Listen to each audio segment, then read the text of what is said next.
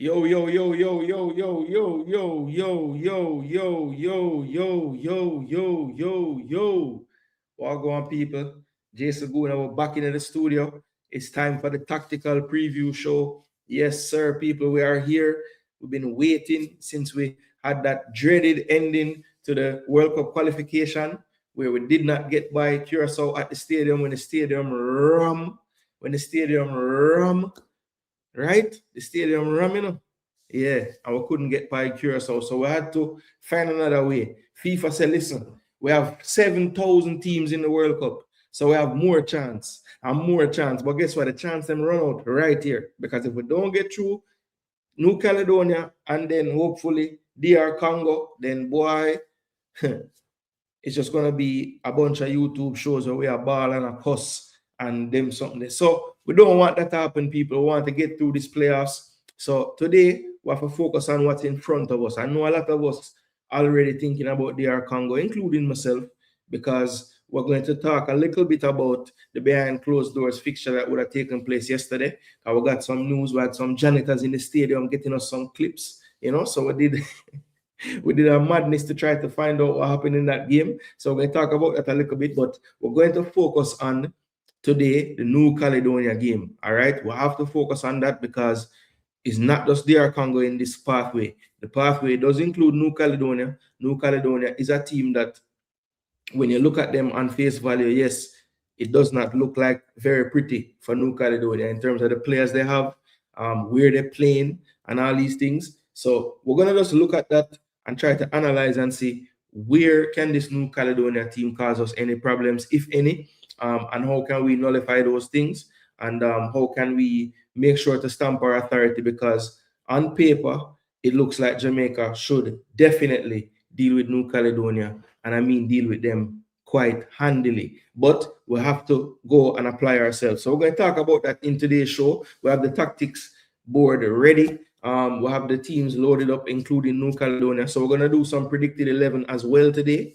And by the time the end of this show, you guys should have a better idea of what we'll be facing tonight. All right, because the first thing we're going to do is do some opponent analysis. We're just going to look at the team, see the players, see who recently played games for them, and try to predict their 11 as well.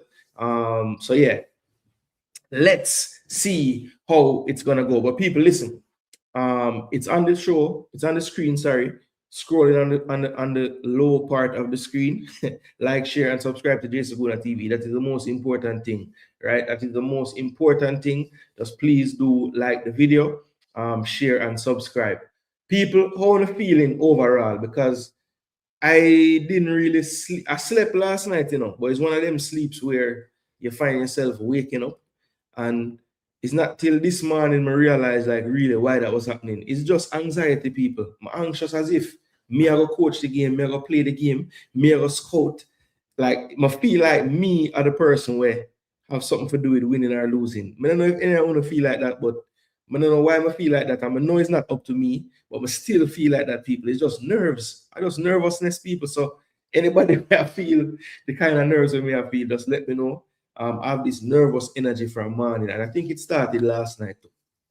But hey, we are the fans, we are the spectators, so not really much we can do. Me as a content creator, I have just been trying to learn as much as I can so that when I turn on the camera, what I'm saying makes sense. Alex reading at the building said, where Pops there?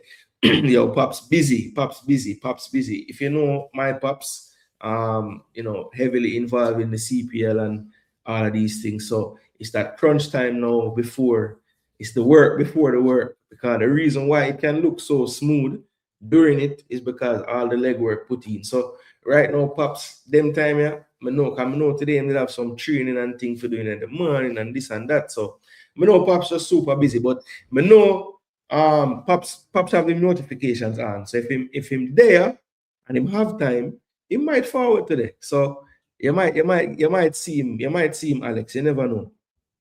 But him busy still.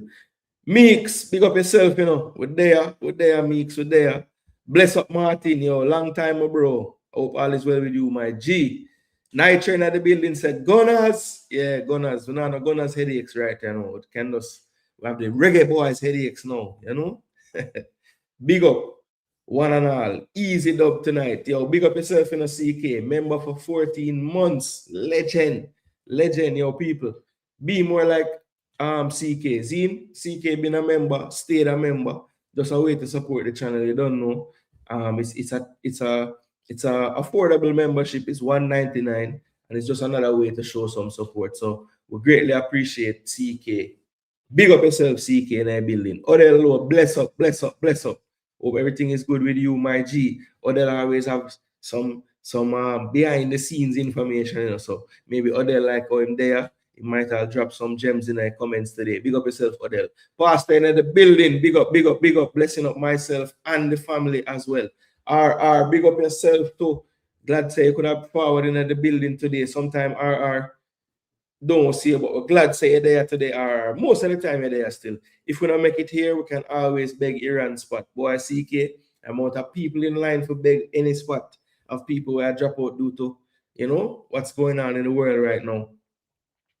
Boy, I try to avoid them things, but it's very hard to avoid right now. You have to really stay in tune with what's going on, because it's like every day some other madness going on. Big up yourself, Demario, in a building.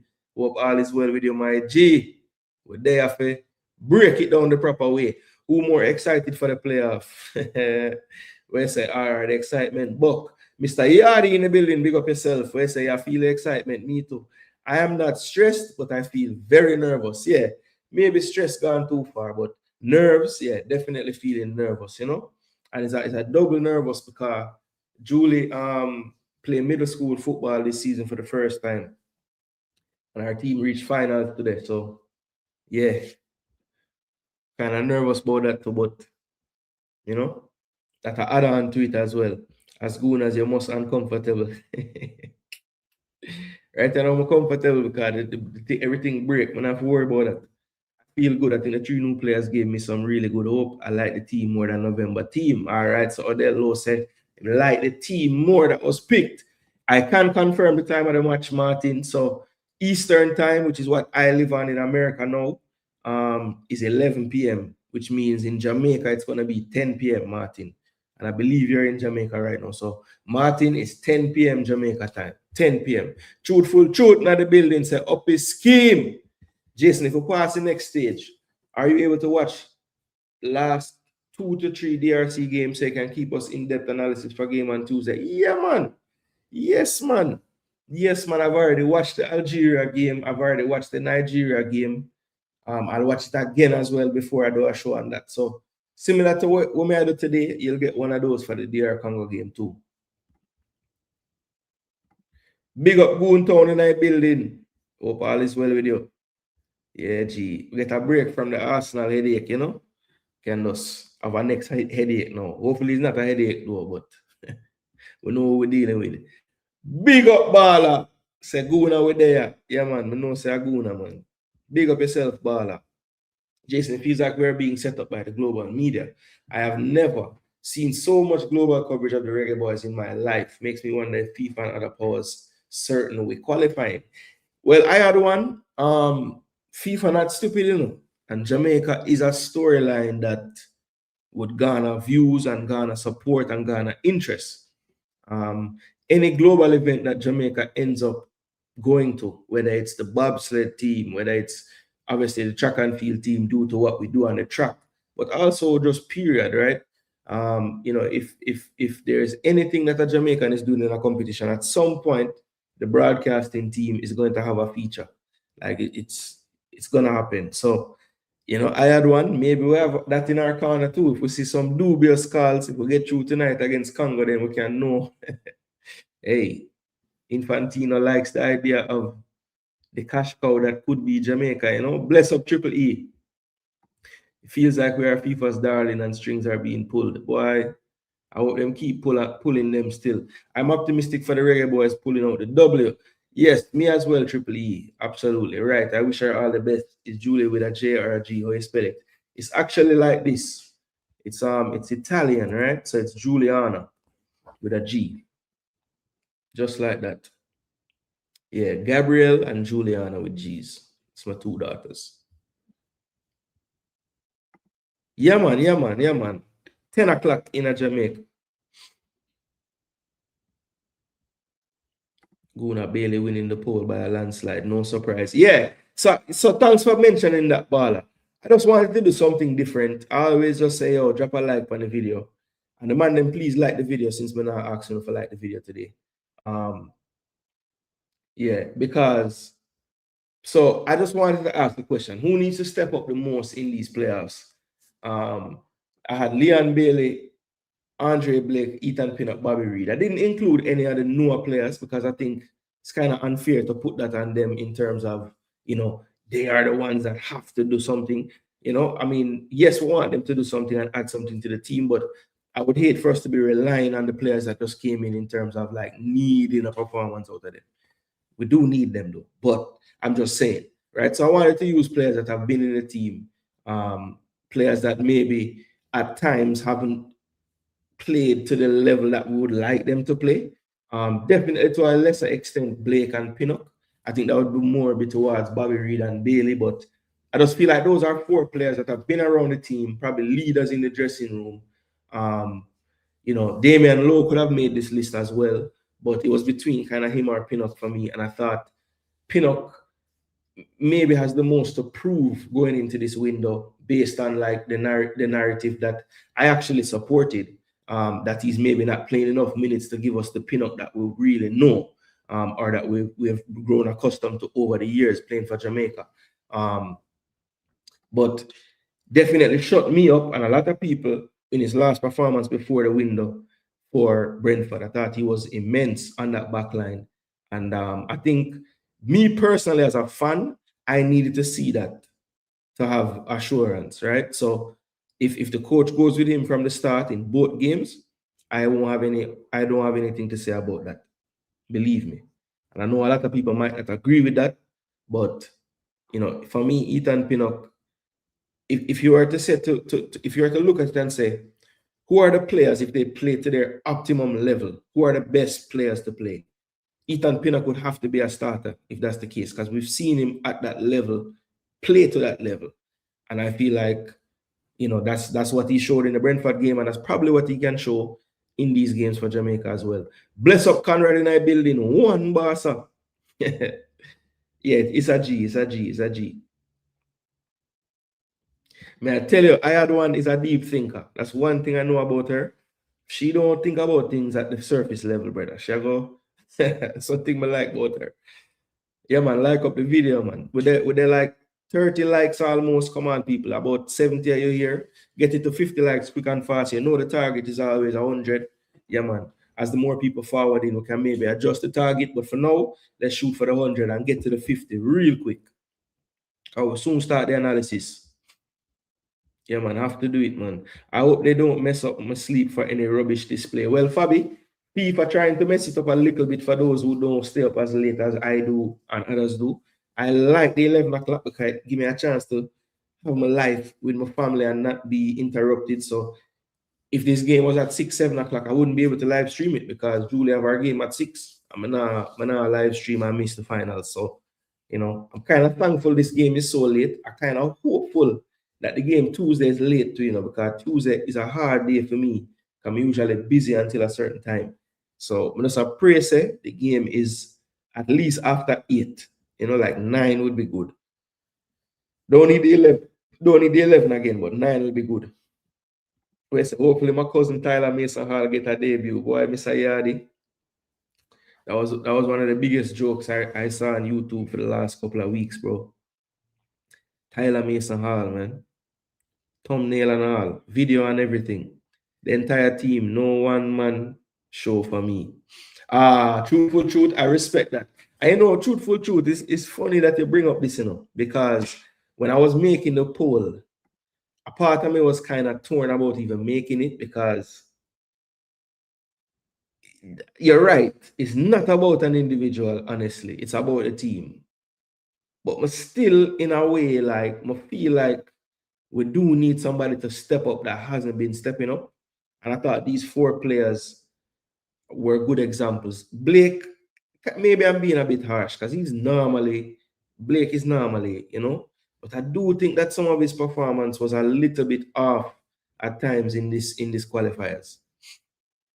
So I think we need to see that Blake that's just like, it's undeniable. 1000% need a redemption arc. Step up with 2 foot. Yeah. Absolutely. I think Leon is the. I think for me, I didn't participate in the poll, but for me, I would have gone Leon as well because he's the one that I think will leave most windows feeling the most disappointed about. You know.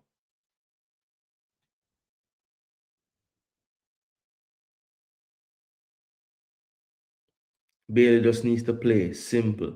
We're going to run upon New Cala later. 3-0. All right. Bailey only on the bench for me, says El Meeks. This is about Jamaica, not a single player. Absolutely, Dwight Spence. I get that totally. I get that totally. If we play simple and together, and honestly, Dwight Spence stepping up for Bailey doesn't have to mean scoring all the goals or getting all the assists. It just means pulling his weight, doing what we expect of him for the level of player he is and where he plays. We don't need a performance where we're wondering, which one of the players is playing week in, week out in the EPL on our team. That's what I mean. It doesn't have to mean that he's the player of the playoffs and he has 10, well, not 10, but 3 goals and an assist in the 2 games. No, not necessarily. 2 Baileys. I said 2 Baileys. Big up, big up. I said big on a long day. Yeah, man, David J. I did something that I rarely do. Yesterday, I sleep out like 3 hours out of the day. I was going to do a show yesterday, and I sleep through the time when I go do the show. So it's like God was preparing me for the day today. Say, yo, get some rest today, youth. Blessings, warrior. I just like the vid. If you forgot, like me, because discussion, anticipation, like the vid now, guys. Yeah, yeah, man, like the vid, please. Once I saw Bailey Tribune trying to shift in a 1-2 pass random practice yesterday that JFF post, I know exactly what I'm getting from Bailey already from that. Oh gosh, low. I said, in forward with the same thing again. Wago and Jason Gooner, enough respect. Where can I watch the match? Send me a link. All right, coach. Let me know where you are, and I will tell you exactly where you can watch the match. I think I have an idea of where it's showing wherever you live. Not good for me for the time. Yeah, Lamar, that'll be 11 o'clock. So it's 3 o'clock in the morning. Yeah, it's horrible.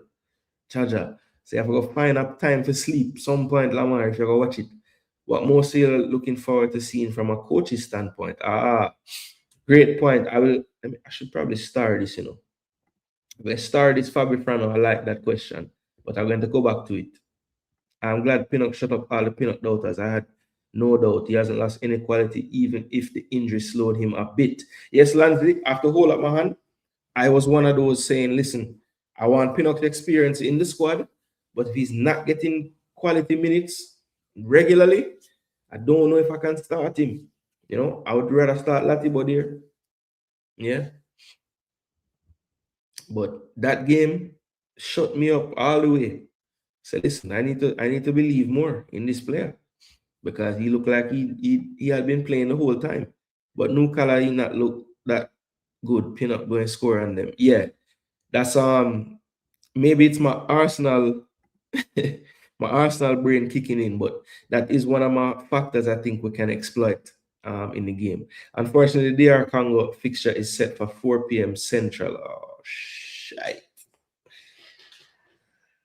Oh, that's like the worst possible thing. Well, look, I'll tell you from now, people, the game that will send us to the World Cup, I will not be able to be here in the studio to do it.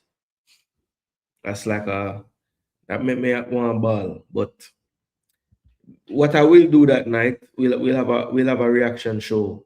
Hopefully it's a good one. Hopefully it's not a bad one. Anyone else praying for King not to make more than 3 clumsy mistakes? One in the building, Big up yourself, one every single time. Yeah, man, big up one. Yeah, man, I have put up my hand about Pinnock, I'm not above putting my hand up, Yeah, man, everybody I bless up one.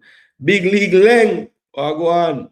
Big up yourself, Scared to say Leon because he will take that as holding up the ball and trying to do it all. Brando, that's why I tried to specify a while ago. Yeah, 3 a.m. match for you, bro. That's why I'm specify a while ago, Brando. Like, please, Leon, it don't mean if you win this vote that you have to, you know what I mean? It don't mean that. Big up to one of the mods in the building, and we don't have many. Respect due Jason Gooner and the crew. Please hit the likes and subscribe to the channel. really helps the community to grow. He never tell a lie right there. So do what Eras the boss is telling you. Where's the phone line? Why, you know my thing, you know. I like forget through my thing first. Now. All right. You know what? Let me stop talking so much. We need to be aware of those on yellow cards and use our subs wisely. Dwight Spence, thank you. We're gonna do a yellow card check today as well. Can always know. Yo, 43. Come on. Come on. 43 likes is not enough, people. 103 of we here. Come on, man. Markland Barrett, big up yourself.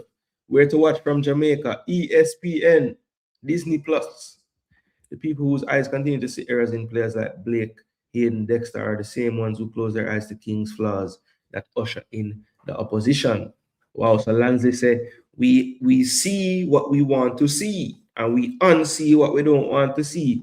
How to watch it on my phone? Jamel Clark. Let's see how to watch it on your phone. You would need to get where you live, DJ. If you're there, Jamaica, you're watching it on your phone. Boy, that's a good question. I just want to know how to watch from Jamaica. Yeah, like I said, people, if you're in Jamaica, it should be on ESPN.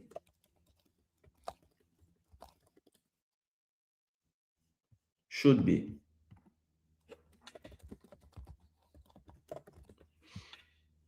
Should be.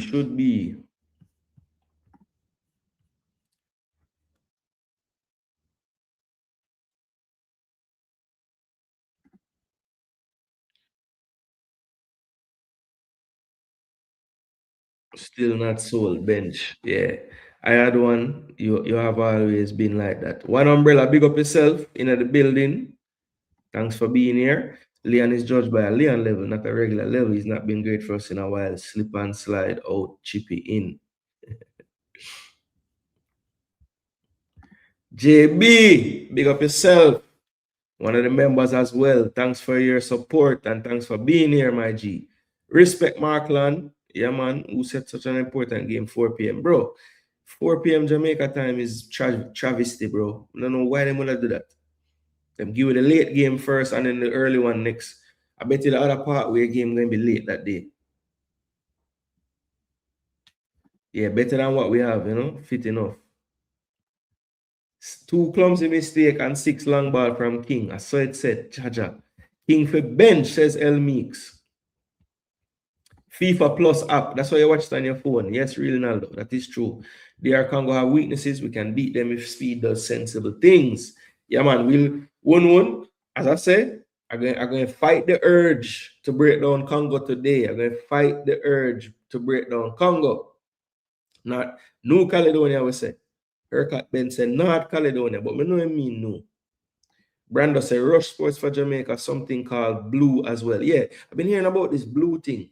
Been hearing about these blue things. Odd one comments are odd. Hey, she has an opinion like everyone else, you know. Where to watch from my side? In England, I think FIFA Plus would be the best place for you, to be honest. But let me see if there's another, if like a TV way. I know FIFA Plus app, it won't be blocked out in England for you. England, watch Inter Confed playoffs.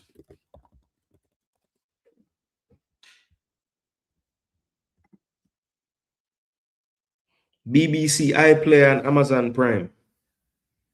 But it's a FIFA Plus is the best place to watch it for free. So just download the FIFA Plus app if you don't have it already. And it should be good to go, Lamar.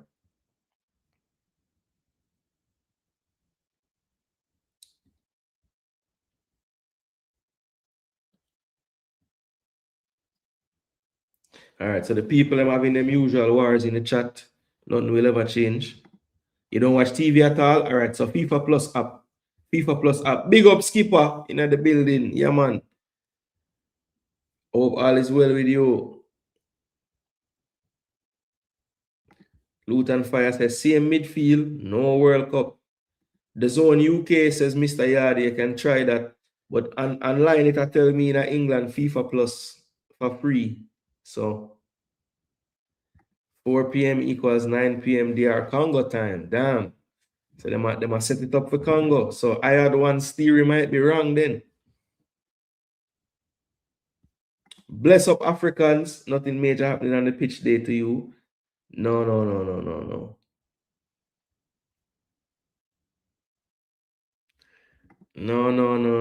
Good day to you, my boss. All right, so let's get into the reasoning. That Denali Weir said one speed. So we have a speed fan in the chat. Yo, one speed today for me as well, you know. One the man win star. I don't care about nothing other than Jamaica winning. And I'm the coach. So if it's even for a day, speed, do the right thing.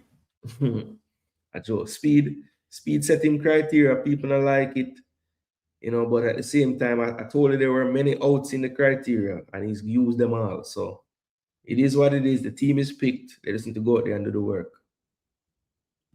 We say free on the zone too. All right, so Lamar, you have two options there in terms of what to do. Swamp Timothy saying, I pray, bless up yourself, Swamp Timothy. Big up Swamp Timothy. I want me just call you a while ago. Yes, I'm just trying to, you know, it's not working though. Jermaine Blake, Jamaica need ball handlers in the midfield and goal scorers. People will shoot from outside the box.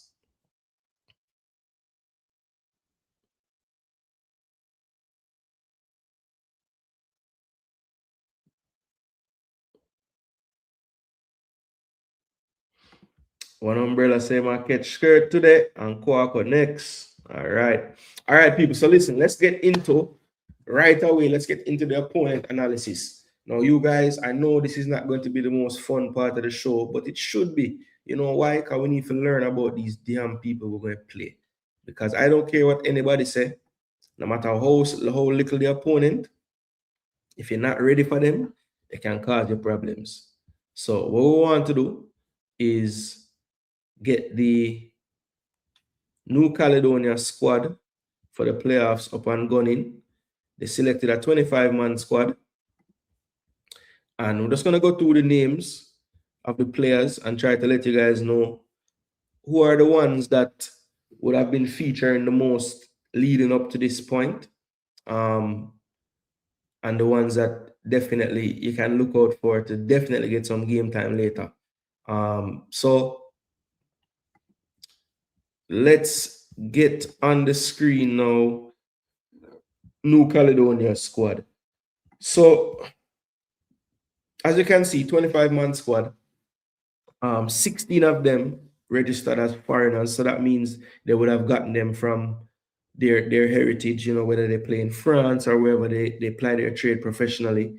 But 9 of the players are born in New Caledonia and play there as well. They're 150th ranked in FIFA. Now, to give you guys some context, Bermuda is actually ranked 169. So we gave Bermuda 4-0 twice in the World Cup qualifiers. We're facing a team that is a little bit higher ranked than them, but in the same general area. But they are not going to be the highest quality team, people. Let's just be honest. I've been able to watch them play. I believe I saw 2 full matches. So I saw the game where they played against New Zealand, and I didn't see the whole game against Gibraltar, but I saw some clips, and that was their most recent game, which was played in that was in October, right, in that window. But the one thing that's very surprising to me is when you look at this team, unless they have been playing games and it's not registered, a bunch of them, they really haven't played much football in the past 2 years. You know, they had their qualifiers in Oceania, which took place mainly in 24. Then they got to the last 2 games in March of 25, when they, you know, had that one game. If they had toppled New Zealand in that game, they would have gone to the World Cup directly, but they ended up losing 3-0. I watched that game, and I was able to find the Tahiti game that they won 3-0, the game before the Caledonia game, and I watched clips from the Gibraltar game. So I would have watched 2 full games and 1, you know, extended highlight, basically. And one of the things that stood out to me right away is the organization of the team. and just the overall will and desire, right? So they are inferior technically. They are a little bit inferior physically as well because they don't have the biggest team in the world. But they do make up for it in just sheer fight and determination. They don't give up on any 50-50 play. They're gonna chase everything. Um, and I think part of the reason why, and I've heard many people mention this, and it's true, that in a lot of their games against the better teams they play, they are able to hold out for long stretches. But once it gets into that second half, and maybe the other team can make changes to freshen up, and they're not as willing to do so because of the quality difference in those playing and those coming off the bench, I think that lends itself to them not being able to keep the same shape for the entire 90 minutes. But if a team panics against them, right, and starts to maybe take more risks than they even need to take to open up a really stubborn defense, then they might get some joy on the counter attack. Now, I don't foresee Jamaica having that much problem with them on the counter, mainly because I don't really see, I think we'll be able to recover before any super danger would really happen. Now, don't get me wrong, a mistake can happen, right? We play a pass, playing out the back, and it's just a miscontrol and they're in. That can happen. But I'm saying, like, if we are attacking and we lose the ball and they try to counter us, I would like to think that between the defensive midfield and whatever defenders are back there, we'd be able to handle those type of threats. Plus, I envision them being so deep that out ball will not be so readily available for them. So there's a couple of reasons why I think they're going to struggle to really create much against us. One, obviously the quality difference, and two, I just think if they're going to be successful against us in holding us out, they're going to have to play pretty much similar to how I saw them playing against New Zealand, which was, if they had 12 men or 13 men, they would be all behind the ball. And a lot of times when they did win the ball, if New Zealand didn't end the play with a shot or a goal kick, where they had to reset the play, if they won the ball in open play, they would try to go long and there's no one there, or they would try to connect short and New Zealand would press them so much that they couldn't play out. So, I would hope that Jamaica would take a look at how New Zealand played that first half. Not necessarily, obviously, the scoreline, because that game was able to stay 0-0 for a long stretch. But if you watch the game, New Zealand literally had like 4, 5, 6 ball saved off the line in that first half. So it could have easily been a big scoreline earlier. So that's just a little breakdown of what I saw out of New Caledonia in the games I watched. And I tried mostly to watch back the New Zealand game the most because I thought New Zealand would be the closest in level to us that they would have faced in their whole run-up to this point. So I have watched that game a few times, and I think that New Zealand was just a little bit unlucky in that first half, honestly. You have to give New Caledonia credit. They defended with their lives. I'm talking like body on the line, goalkeeper out the goal, defenders still blocking the ball. So it was some madness going on, and they were able to keep things out. But I fully expect tonight, and as you can see, the market value is at 5.2 million. And what's kind of striking about that is it's really only 2 players that make up that market value. Angelo Fulgini, the player that will be making his debut in these playoffs, definitely their most talented player. When you look at Angelo Fulgini, he is a player that was born in Cote d'Ivoire, so could have represented them as well, but represented France all throughout his youth career. He's been at RC Lens, Angers, had a storied career in France. Made a lot of appearances at the youth level for France. You see up to 15 for the U19s, U21s, and is never had a chance to play international football for France. I guess, never really considered playing for his place of birth either. And so, took the opportunity to take a call up from New Caledonia after becoming a citizen there. So, and it could be just by virtue of him being a French citizen, because I know that New Caledonia is basically a province of France. They have their own government, but they still basically are, owned, for lack of a better word, by France. So it's kind of, somebody was asking me the other day, why is it that they are able to even play FIFA things? Because of that setup with France. And obviously they have an advantage that any player has a French citizenship, basically has citizenship in New Caledonia as well. But not every French player will be running down the chance to play for New Caledonia, so there's that as well. So maybe that's why FIFA doesn't see it as a big deal. But who knows? Fulgini could start a trend, and maybe you see them, realizing that hey, Oceania might not be the hardest route into a World Cup, and you may see more make that jump. But Fulgini is the first. There are other French nationals that do play in the national league, the national leagues, which is like the third, fourth, fifth tier in France.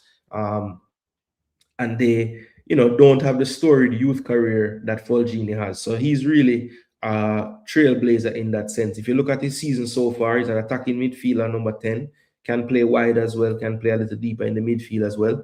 But he's having a very good season in the Saudi Pro League. Al-Taawoun, I think, is about fourth or so in the league. So punching maybe even a little bit above their weight. They're not one of the teams that have been spending as big as the Al Hilals and the Al Nassers of the world and Al Ettihads, but they're still doing really well, and he's a big key part of that. 22 appearances, 3 goals, 9 assists. So definitely by far, Fulgini is the player that you have to have your eyes on for this team. I think if we're being honest, when I watched them playing in the games that I saw, Fulgini is the type of player that they're really missing, because you can see that some of the players might be a little better than some of the others, but there really isn't one that they were looking to do something. It was kind of by committee, and I feel like now they have a player that they probably could lean on to be that creative spark to really bring the game to the other team. Now he's gonna need help, of course, can't do it by himself, but I think his level is a higher level than any other players that he's gonna be playing with. So sometimes that can be difficult for the player as well, because if he's just operating at a higher, technical level, eventually the players playing with him will bring down that level. So, that would be the hope if you're a Jamaica fan, that Fulgini can't really show what Fulgini would show normally, because the other players aren't around him to, keep him going. But yeah, his season had one little injury where he missed a few games, but he's been playing consistently up until right when this window came about, just about.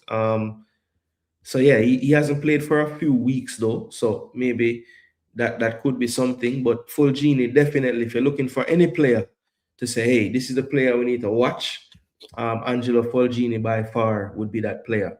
The second player definitely would be Jacob Gino. Now, Jacob Gino is a player that has only played for New Caledonia. He's now playing in the second division in Israel for Hapoel Rishon LeZion in the Lumit League. That's the second tier over there. And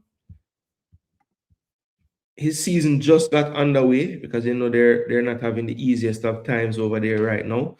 But he just got a move after playing in the Romanian first tier to Israel just recently. So he doesn't have much stats to speak of over in his league. But Jacob Geno is a player that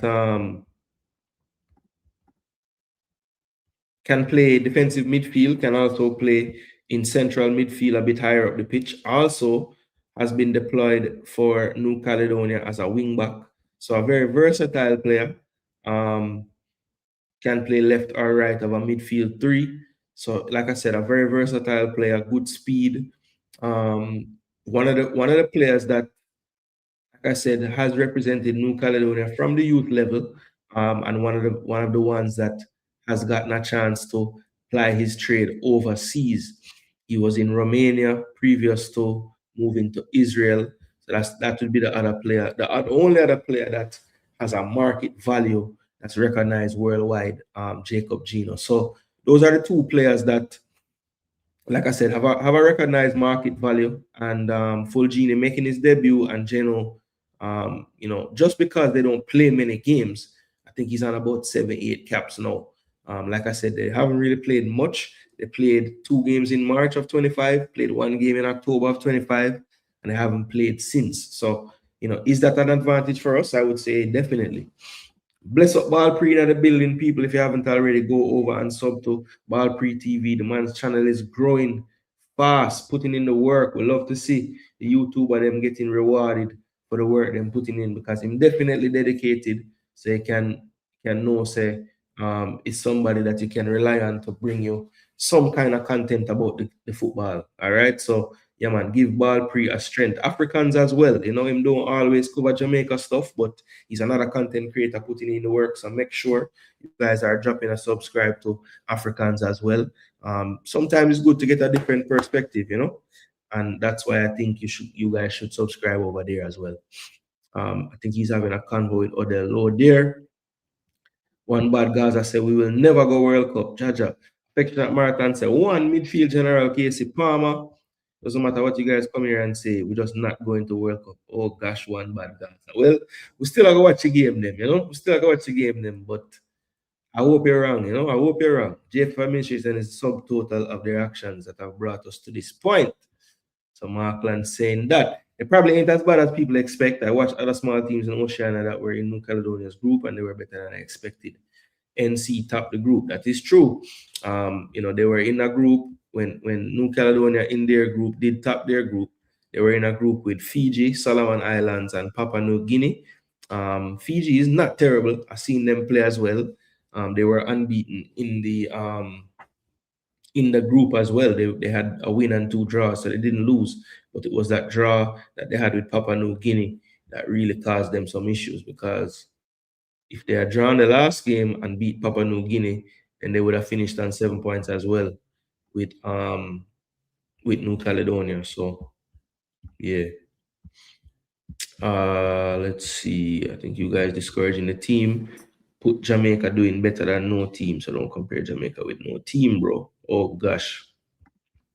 I watched a few games over World Cup with Congo, but looking at their stats, most of their wins are like 1-0. All right, so I'm going to Congo where I'm going to fight the urge. As I said before, I'm not going to focus on Congo today. We'll have to play this team first. Bless up, Tycoon. Hope all is well with you, my G. Let's see. You guys must not be fake, bro. We're just not going to the World Cup. Yo, bad guys are not left in point. New Zealand was poor in front of goal. Yeah, very poor, Andre Moore. Very poor. I mean, New Caledonia, and I don't know. Them did have some kind of something in front of the goal for like a long period of time. I could not find the target. I really don't want Jamaica to get any silly booking, no yellow card, no red. Yes, Dwight did bring up a rotted point. So we want to go back and just look at the yellows that have been amassed over the time and see who is in danger of, you know, anything like that.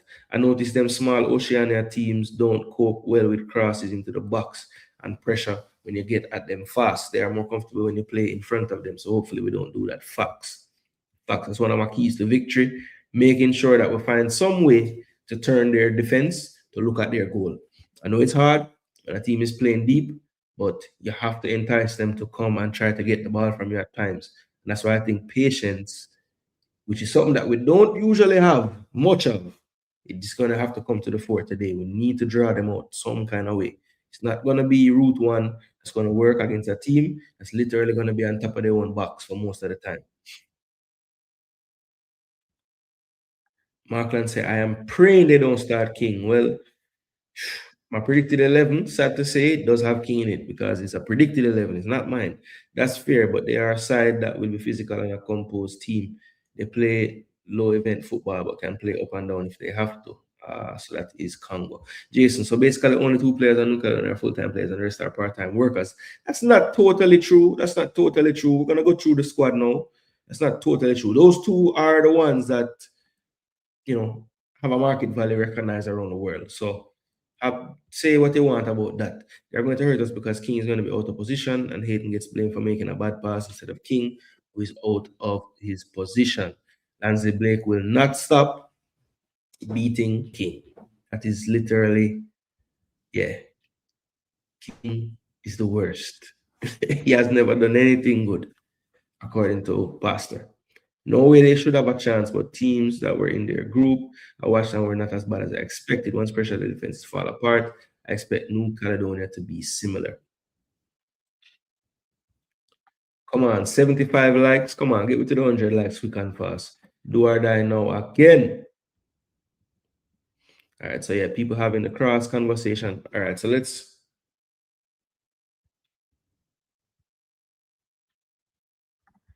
The future of Jamaica football lies with the boys and hinges on these two matches. Yeah, he might watch the money. The money he might watch. 'Cause 12 million better than none. That him a watch. We go broke after this, or we get some money in the coffers, you know. So maybe that's why he's equating it to the money that we're gonna get. I would think.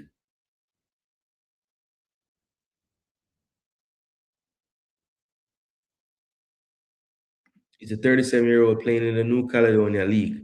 Yeah, no, I think that 37-year-old guy is still playing in the France National League somewhere. Number 10. Yeah. Go the Feppenage. Let's see. Yeah, see, he's playing in the fourth tier in France. And this is how a lot of their players are playing in the Championnat National, whether two or three. So he's in Group A of the Championnat National, and that's the fourth tier in France. And yeah, he's on a team with a couple 37-year-olds. See, another one there. But yeah, George, he featured prominently in all the games. He's a winger. But yeah, he's playing in France.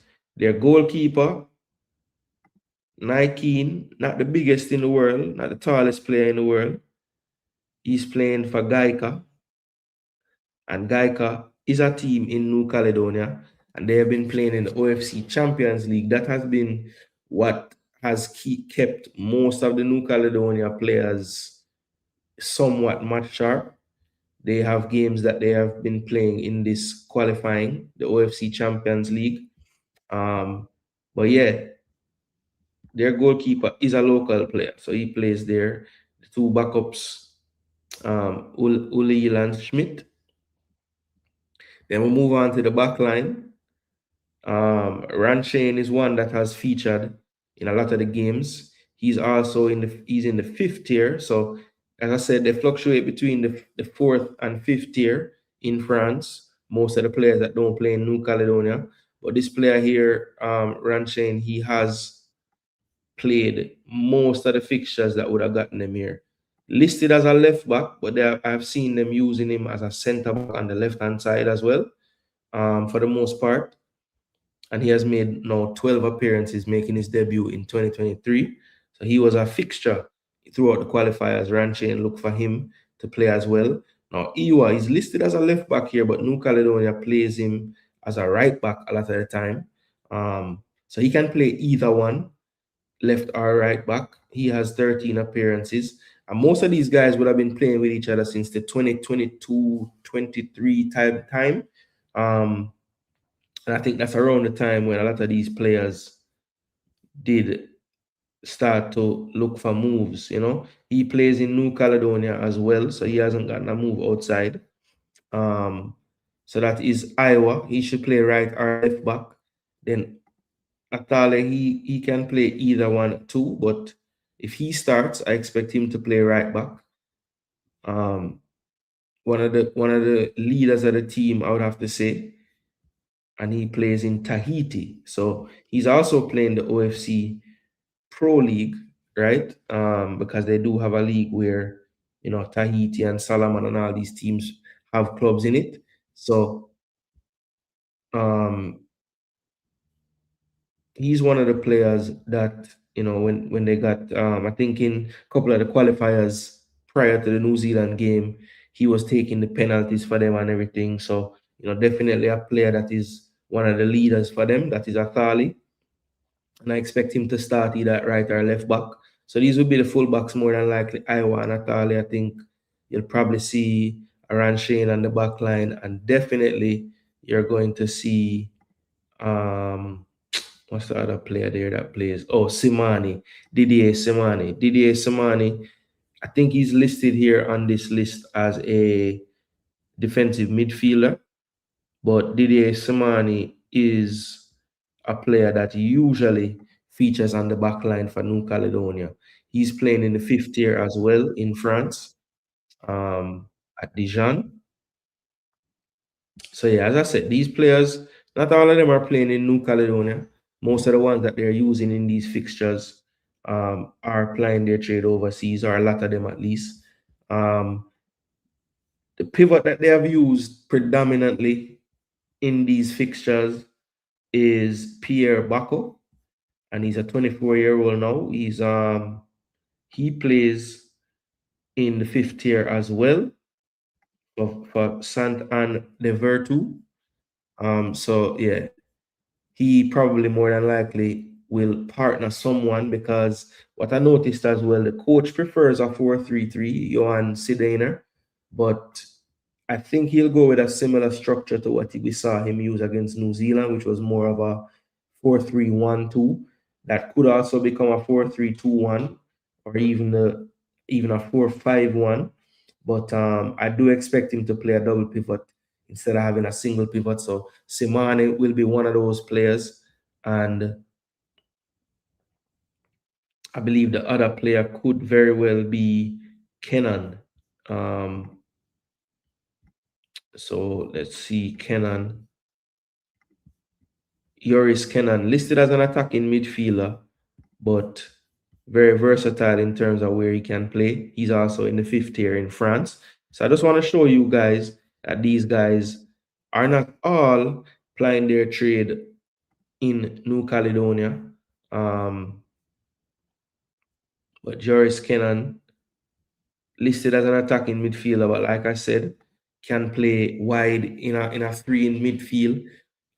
He could be one that drops back a little bit to form, because I think he might even go with a 4-3-1-2, to really have almost three guys in that CDM area when they're out of possession, and very well have the two behind the striker drop back as well, just to make sure that the coverage is there, because I do believe that we're going to see a steady dose of low block for sure in that game. I do believe that that's going to be the plan.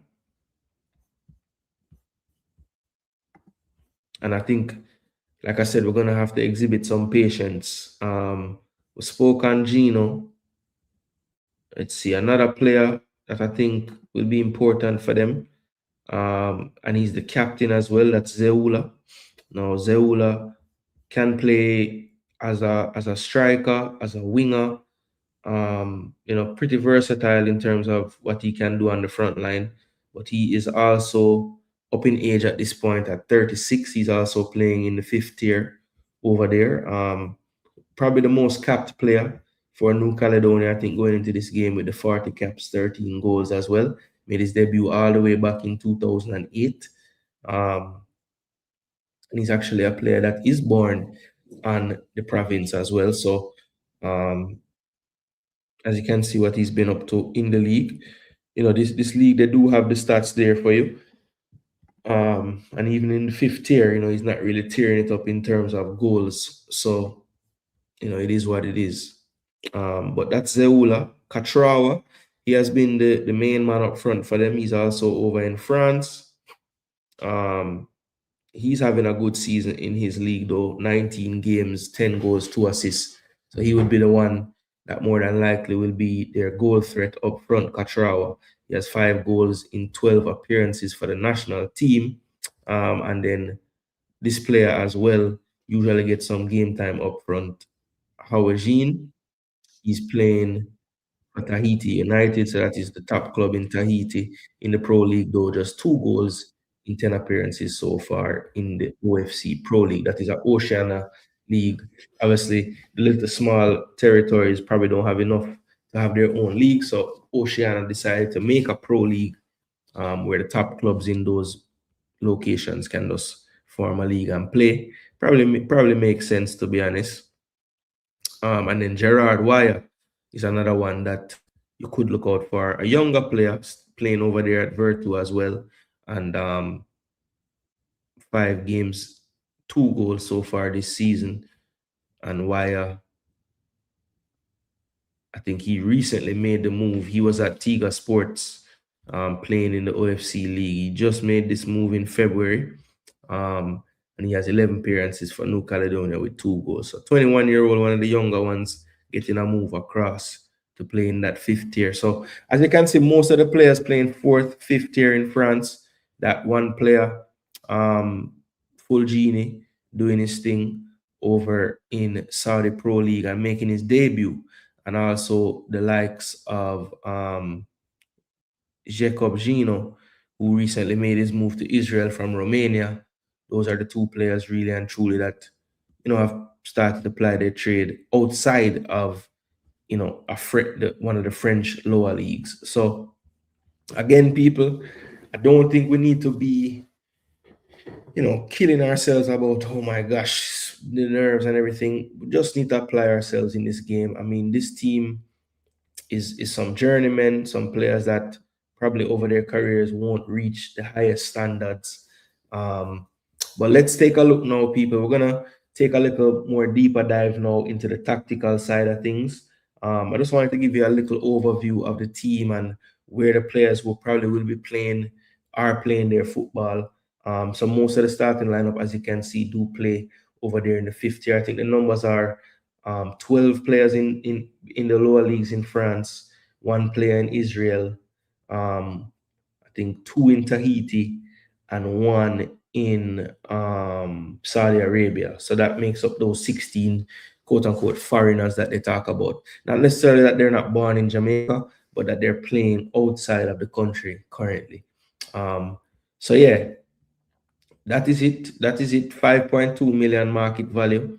And before I go to the tactical board, I just wanted to, people, bad guys, I said, I'm not to compare nothing, but I want to compare the World Cup playoffs roster to what we're facing, and we have a market value of 53.83 total, squad size of 27 with 25 foreigners. And that doesn't mean they're not born in Jamaica, people. That just mean they play outside of the country. I think it should be more than that, shouldn't it? Because it should be Ming. Okay, that's why. Oh, there's Merrick. They have him as a center forward. Wow. So they don't, okay, so they don't have the additions of Reed and Ellis. So they don't have those additions. The transfer market, you're messing up. Need to contribute. Should I contribute right now and just tell them what going? Speedy. So yeah, look at the market value for Jamaica team. Bailey at 16. Why, yeah, good on Maji. Efran at 10. Brooks at 5. Gray Latiba there. Tyrese Hall at 100. So those are 3 new additions there. So the second and third highest valued players being added to this roster. That's a good look. That's a good look. CFA's value gone up. Hopefully it can get to 1 million. All right, so that is the Jamaica transfer market news. I don't think the value would change with Ellis and Reed. Don't think them, not Reed. I keep saying Reed. Ellis and Fuller. Sorry. I think about Trayvon Reed. All right, so let's get the tactical board up now, people, because we want to start to try to show you guys how we think the opponent's gonna look, and then we will show you how we think Jamaica is gonna look, and then we'll start to break down some of the keys to victory as far as I'm concerned. Now, a lot been going on in the comment section. Let's see if I can catch up. Big up yourself, J. Ross in the building. Almost 150 of you here. Hopefully, we have flown past the 100 likes by now. Let's see. People having some nice convos, I see. Answered that question about rickets. All right, let's see. Expect them to park the bus tonight. We'll have to be creative and play with urgency to break the lines. I agree. Loan Pinnock offers more in set pieces. That's a good point. That's a good point. King has the size, but I don't see him being as... I mean, he wins headers, but King and Pinnock probably do it better than him. But I know we're going to play 1 foot. Pinnock, says Rob Smith. So we have some people saying don't play King. Rob Smith said Pinnock have 1 foot. Definitely a good idea. Low blocks in a compact shape mean players will be close together and block up the middle, so the space is usually wide. especially when you switch it. Absolutely. But he was smiling like we don't need money. Read Adidas deal after the journalist alluded to the deal. If you don't want King, then it's Lati, and he let Webster swing those crosses. Lati and Bell, sorry. All right, them Pacific Island teams are well coached, organized. They just don't have good players, but they will not turn up and be fools. So we have to do our jobs. I agree totally. I think Johan does a really good job with this team, getting the most that he can out of them. Because trust me, all right, people, we have 140 votes on the video, and we have 106 likes. Come on, let's let the votes match the likes, people. So get us to the 140 likes.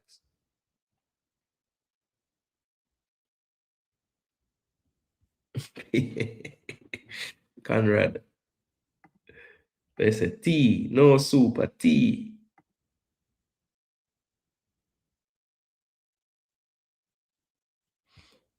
So one say when you drop below League Two, a lot of times in these European nations, it dropped massively. I think that's true still. Cole has experience working with a good coach, but not sure how much speed will listen. No idea. Everyone is different. Some listen to nobody. I have a feeling like Speed going to humble himself and listening. Okay, I know how I feel. I think it's a collaborative effort. I do. I really do. Honestly, I don't think that Coley would have been okay with it if it wasn't going to be like that.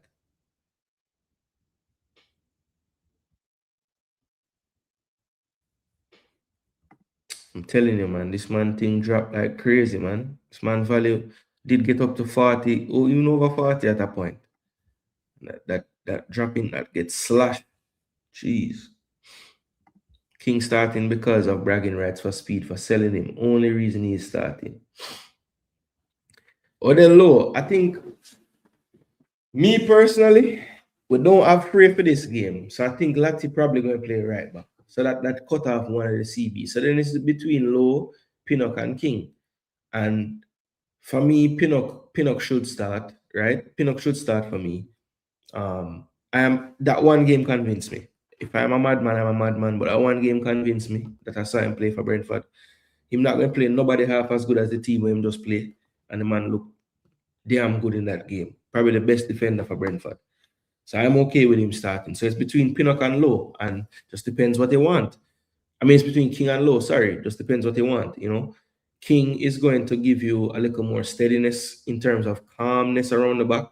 Maybe not going to, you know, he runs out of his position, but I think the other way, like I think he runs out of his position with the football at his feet. I think Low runs out of position without the ball. So both of them kind of both run out of position. Too much for me. Low is going to be more dominant in the challenges and the physical battles, which I don't think New Caledonia is going to be a game where, you know, I don't expect our defenders, any of them, to be out physical by any of their players. So, you know, with us being on the ball more, with King being the better player with the football, I mean, he's better than Low with the ball. I don't care what nobody say. I think it's a game for him. I think Low's game would be better suited for Congo.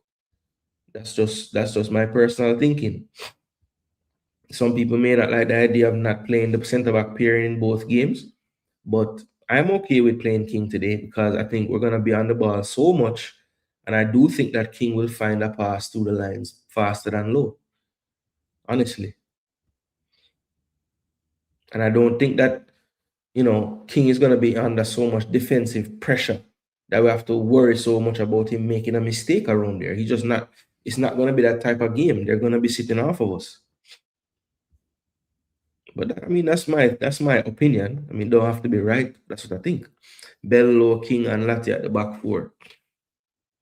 Yeah, I would only say I actually would go Webster, Pinnock, King, Lati. I think Webster should play. I think we're gonna have so much of the ball that we need a more attacking left back. And I know Bell can do that. And if this was 4 years ago, I would play Bell there, no problem. But I just don't think that's really his game anymore. He's evolved into a more defensive left back. So I don't want him to play out of character and be bombing down the line, you know. I mean, he still has quality in his left foot to cross it, But I think Webster, that's more Webster's game. He's a converted winger. Coley would have been the better option as lead coach, says El Meeks.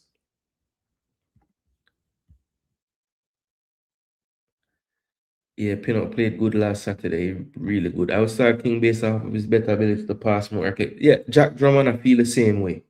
People beating King for his defensive frailties, which I agree with, but I don't think defense is the order of the day today. Yeah, that is true. I mean, other coaches have started King too. I think Grimmy was the only one that really started to bench King. He was playing Deshaun Bernard and Low. He was playing Pinnock and Low. He was playing Pinnock and Bernard. He was playing Holgate and Bernard. He was playing everybody but King as a starter.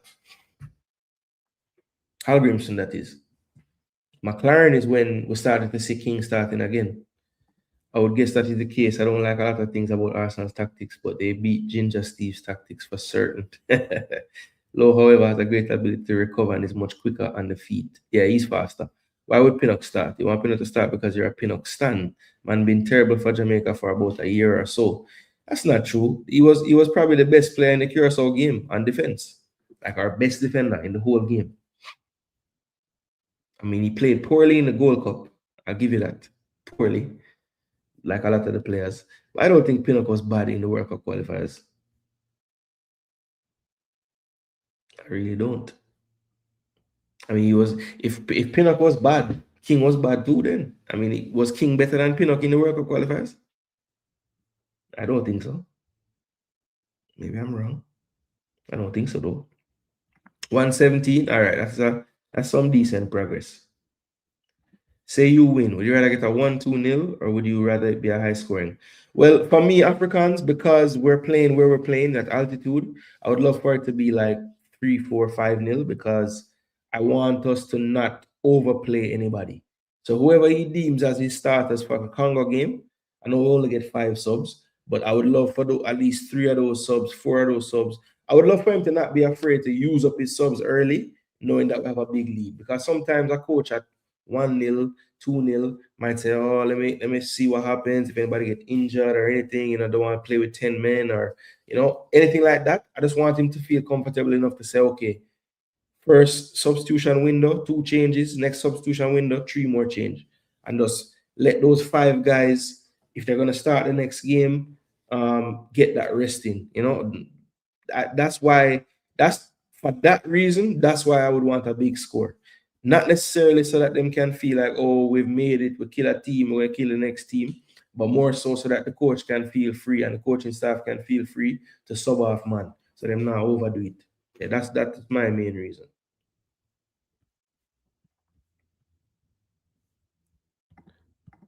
Webster, I agree, should start, but I doubt they're gonna start him. We shall see. Lowe has been in really good form for club. Yeah, that is true. That is true. It's a short stint at club, but yeah, he's been playing good. Pinnock start because he's best we got, and he's playing the best league in the world. Right now, both Lati and Bell is a better CB than Pinnock. Lati is arguable. I wouldn't say Bell. I think if you put Pinnock on, we play for Charlton, Bell don't even start where him start. Pinnock start over him. So, But do we got in mind that low recover speed is needed based on Pinnock not the fastest player? Yeah, look, that's why I think. But Gigs, what I'm saying is I don't envision against this team the speed thing being such an issue. I just don't think these players are as fast as Congo's players. So where I would be super worried about that for Congo, I'm not worried about that so much for them because they'll be so deep they won't even have the player to connect to use the speed against it. Like, trust me, they're going to be deep in their own half. I think a lot of our fans are just really susceptible to nonsense narratives from biased pundits like Oral and other local so-called journalists. Look, J. Ross, I think some people just see the game different, bro. Some people just see the game different. And there is an element, J. Ross, because I've seen it, where we describe a player and you'll say, yeah, him fast, him can play, him technical, him have good recovery pace, and him a one of our own. You see that one of our own part?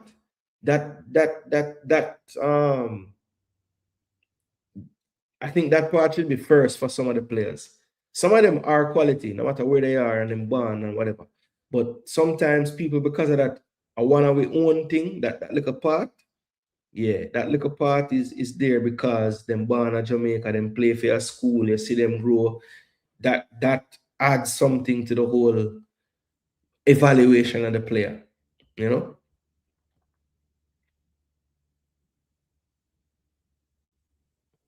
We say better coaching pedigree.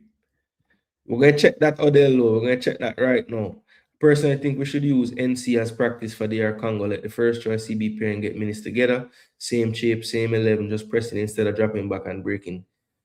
One, I agree. I agree totally. I think though in certain areas, like the CB pairing, I agree. So if you're planning on playing low and Pinnock in the Congo game, then start them today. If that's your plan, start them today. I agree. But in terms of like the left back, no, because that's a position that changes based on how you plan to press, right? And since we're gonna be playing and engaging much higher against New Caledonia, I would go with the more attacking left back. So I get what they're saying about the centre back pairing. So the coach need to consider that too. Energy we start the game with is going to be very critical. I agree as well. I agree as well. The game is not starting until 11 p.m. Eastern time, 10 o'clock in Jamaica.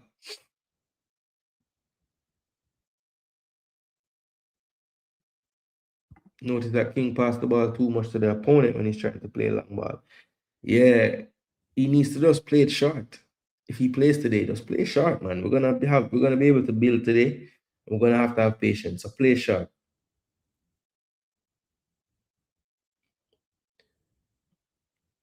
Yeah, it becomes a bit of a tit for tat. That is true. It becomes a tit for tat at times, Rob Smith. I've said that before. We feel a need to have to defend something because we feel like they're getting fighting against, you know? So it becomes a tit for tat thing. One of our own disgrace and biasness. Yeah, one of our own, you know? That part of the evaluation, that shouldn't even be in the evaluation. I mean, you can say that, but that shouldn't be used as a reason to that shouldn't be an evaluation thing. You know what I'm saying? That shouldn't be an evaluation thing. All right, so let me get the tactical board up and going.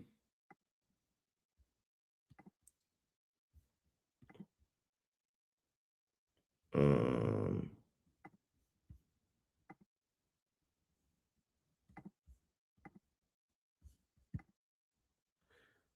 so why does this happen whenever I do this? I don't understand.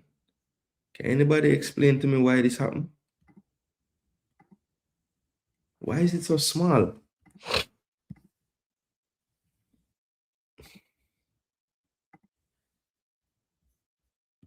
I don't get it.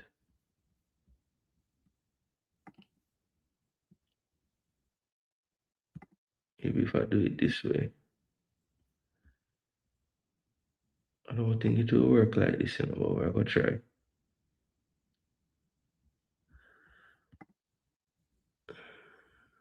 Okay, yeah, it'll work.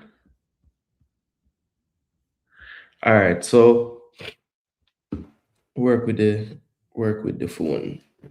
I don't know, should I get more charger? You know? If we work with the phone for the comment section. On Nicardo live now. Big up to Nicardo too, you know, another person will put in the work, you know. Big him up. All right.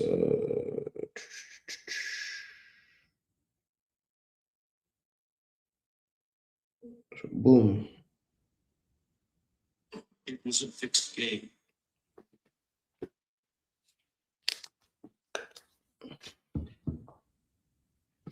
All right. So first we're going to sort out New Caledonia lineup. Let me know in the comment section if you guys can see the screen properly. I'm watching it now, so I should be able to see what's going on. Yeah, man. I like Nicardo, man. Him take it serious. That's one thing I'm like about him. All right, so Nike, he will be in goal. Hold on, let's get the names. Why isn't the name on there? There we go. Yes, a Nike. Yeah, Nike is in goal. But they are too big. Nike in goal. I think they're gonna play a back four. I believe Iowa will play over here. Oh no, sorry. Iowa will play here. More than likely. Then my boy, I don't know. Number 19, Atali. I think the center back pairing will be Simani. And that's gonna be interesting. So I could see Simani playing, but other than him, could be Matalan, could be Wellapan, could be Ranshane, could even be Rocco, but I'm gonna go with who played in the was it the Gibraltar game? Yeah, I'm gonna go with who played in the New Zealand game actually.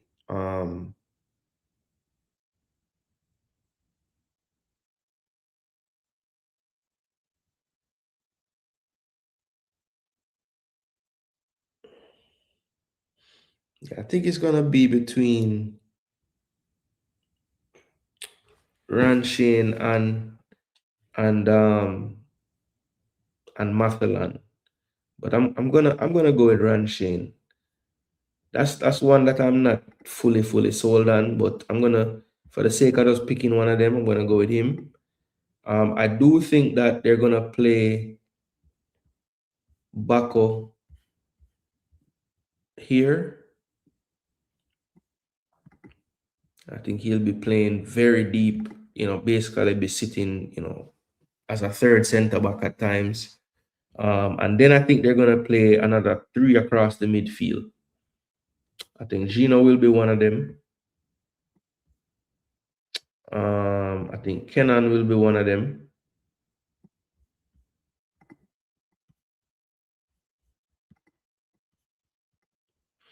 And this is where it gets tricky for me now. So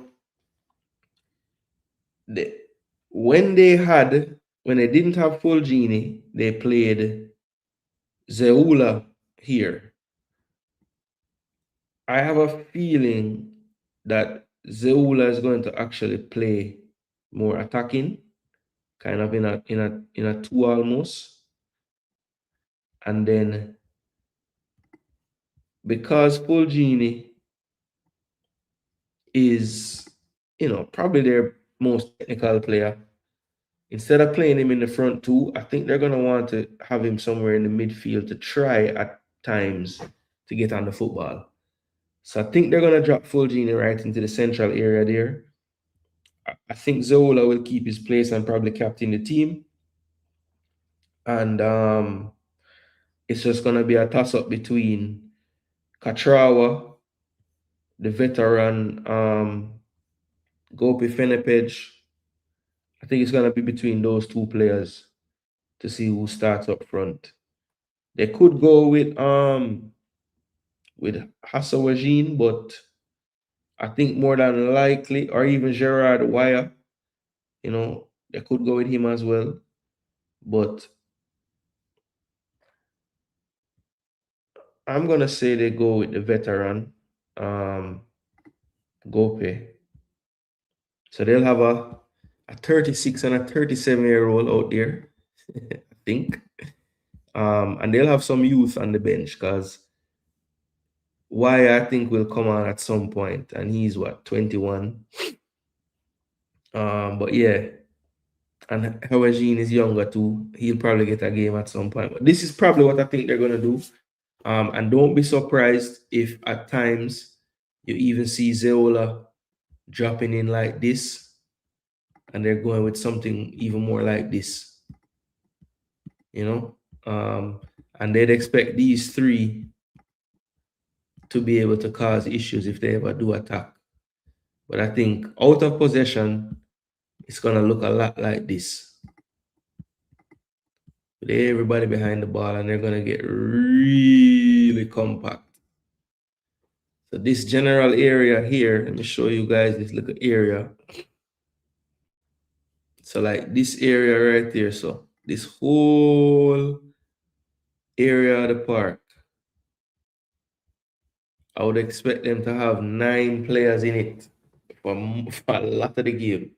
So that whole part of the field. So basically, if you're Jamaica and you're looking at that, you're saying, okay, we probably want to go ahead and target these areas right here. So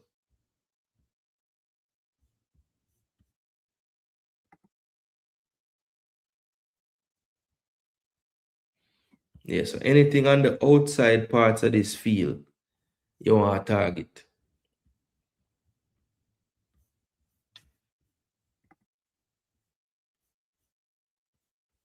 Let me erase that there. Yes. Yeah, so that general area, you're gonna see them really narrow. Oh shoot, what have I done? Let me come out of this. So you're gonna see that general area right there. I mean, at times it's gonna look super, super like this. I'm telling you, and this man will drop back as well. So yeah, they're gonna definitely set up to defend from the inside out. So to me, the crucial areas on this pitch, and we talked about it in the chat. I saw people talking about it. The crucial areas on this pitch are really gonna be, we're talking about from the width of the 18 out. So if we're attacking left to right, this area right here, so, and this area right here, so those two areas is where we can really exploit them. But I think what we're gonna have to do to make it work fully is, and what I saw New Zealand do much better in the second half and create more chances, partly because New Caledonia started to tire and the shape wasn't as rigid, but partly because I thought New Zealand figured out that once they get the ball wide in the middle third, they're automatically at that point, players have to shift out of their positions to close down the ball. And I think early in the game, they were just a bit too anxious to get through the middle with some of their possessions. And most of their biggest chances in that first half came from set pieces. In the second half, now they started to get much more open play chances. And I think a part of that was just a little more patience on their part and really attacking from the outside in, so they would get the ball wide and around the half line, going into the middle third, into the attacking third areas. And the ball that was on was players from deeper areas making a run in behind, and they could play, this type of pass in behind those defenders. Even if you look at that game against New Caledonia, the second goal that New Zealand scored was literally just a build-up phase from the back where the right back was high and wide, collected it about halfway line. I think the key to that goal and why it was so open, that pass around the back, was that the synchrony of the movement of the attackers of New Zealand in that moment. So if you look back at that second goal, the reason why space was there for that pass was that the most attacking player dropped into a more midfield area, like a half space, to kind of collect. The winger on that wing, starting from a high and wide position, just checked to the ball slightly. So all of the attention was really going in front of that back line. And then one of the midfielders basically made that second run or third man run. And, because of the build-up phase starting wide and the whole momentum of the defense going towards the ball, that third man run is going to prove crucial in today's game as well. So Jamaica need to make sure that we're not playing that passing behind every time. We need to make sure that we're playing into feet to our players that are checking in, because you want to influence that back line to think that they're going to get the ball. That's when that little split second of moving up happens. And instead of the players being in a shape like this, Gino comes out to press the ball, Iowa comes out to press the ball. Ranshan on that side, if the man comes short, is all coming up. And then look at the difference in the amount of space you have there now compared to the first graphic. And all of that is going to be influenced by the movements of the players that are coming to check for the ball infield once the ball is wide. But I think the key to it is this type of thing has to happen starting from the wide area. So whether that width on the right is coming from the winger or it's coming from the high and right back, which I don't believe that will be the case. Based on my predicted 11, I'm going to show you why I don't think the width on the right is going to come from the right back. And that's mainly because I don't think the player that will be playing right back is really that type of skill set player. Let me get this stuff off of the screen, but I just wanted to show you guys visually how I think they're going to play and just a way that I think we can get in behind them over time. So let me just go back to the comment section, see if people have anything to say on this. I'm going to work off of the phone comments because I don't want you guys to lose visual of the tactical pad. I need to figure out why when I share the screen, it is constantly doing that. Oh, it won't move because I'm not on them. All right. So let me get the shape back to a little more like what I think it's going to look like to start the game. I was just over exaggerating it a bit to show you guys where I thought the spaces would be. But yeah, I do think it will be some kind of 4-5-1 or 4-1-3-2 type of thing. And of course, out of possession, I do think it will look more like a 5-4-1 or 4-5-1. But this is what I think they will go with today. Kind of a narrower system, and they'll expect to get the width from the two attacking players, and they want Fulgini to really control that middle area. But yeah, this is what I think they'll run out like tonight. I might get a few other players wrong, but I think the team shape is going to be something like this. And these two, while they're attackers here on screen, I think they'll almost sit like this at times, where they're two attacking midfielders basically with a central midfielder behind them, Fulgini. So that's how I think they'll probably play today. A narrower system, compact system, and they'll want to make sure that they keep those areas of the pitch nice and full. All right, let me check in with the chat.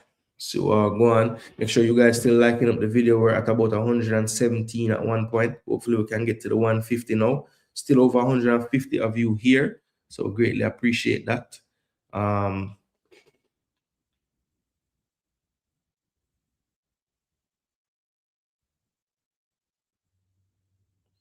People still arguing about Pinnock.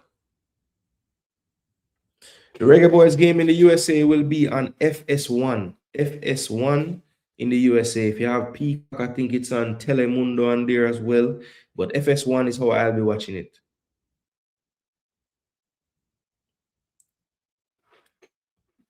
Which Campbell Rob don't like? Norman?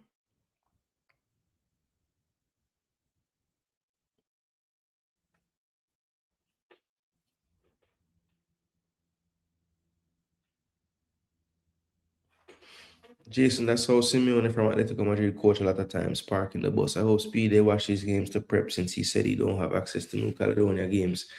Yeah, look, he should have had access to some New Caledonia games. I was able to find the New Zealand one and I think the Tahiti one, so he can find it. It was on. I found them on FIFA Plus. Full replays of the games. So yeah, I mean, I'm pretty sure he was able to find them.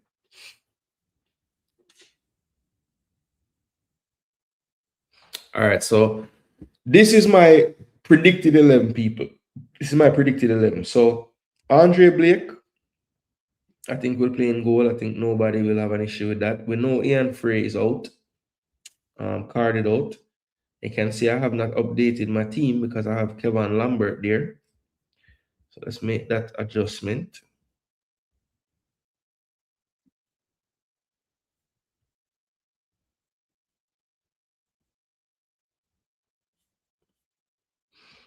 Yo, I don't know if Lati has to wear 15, but we are give Lati a defender number, yeah, man.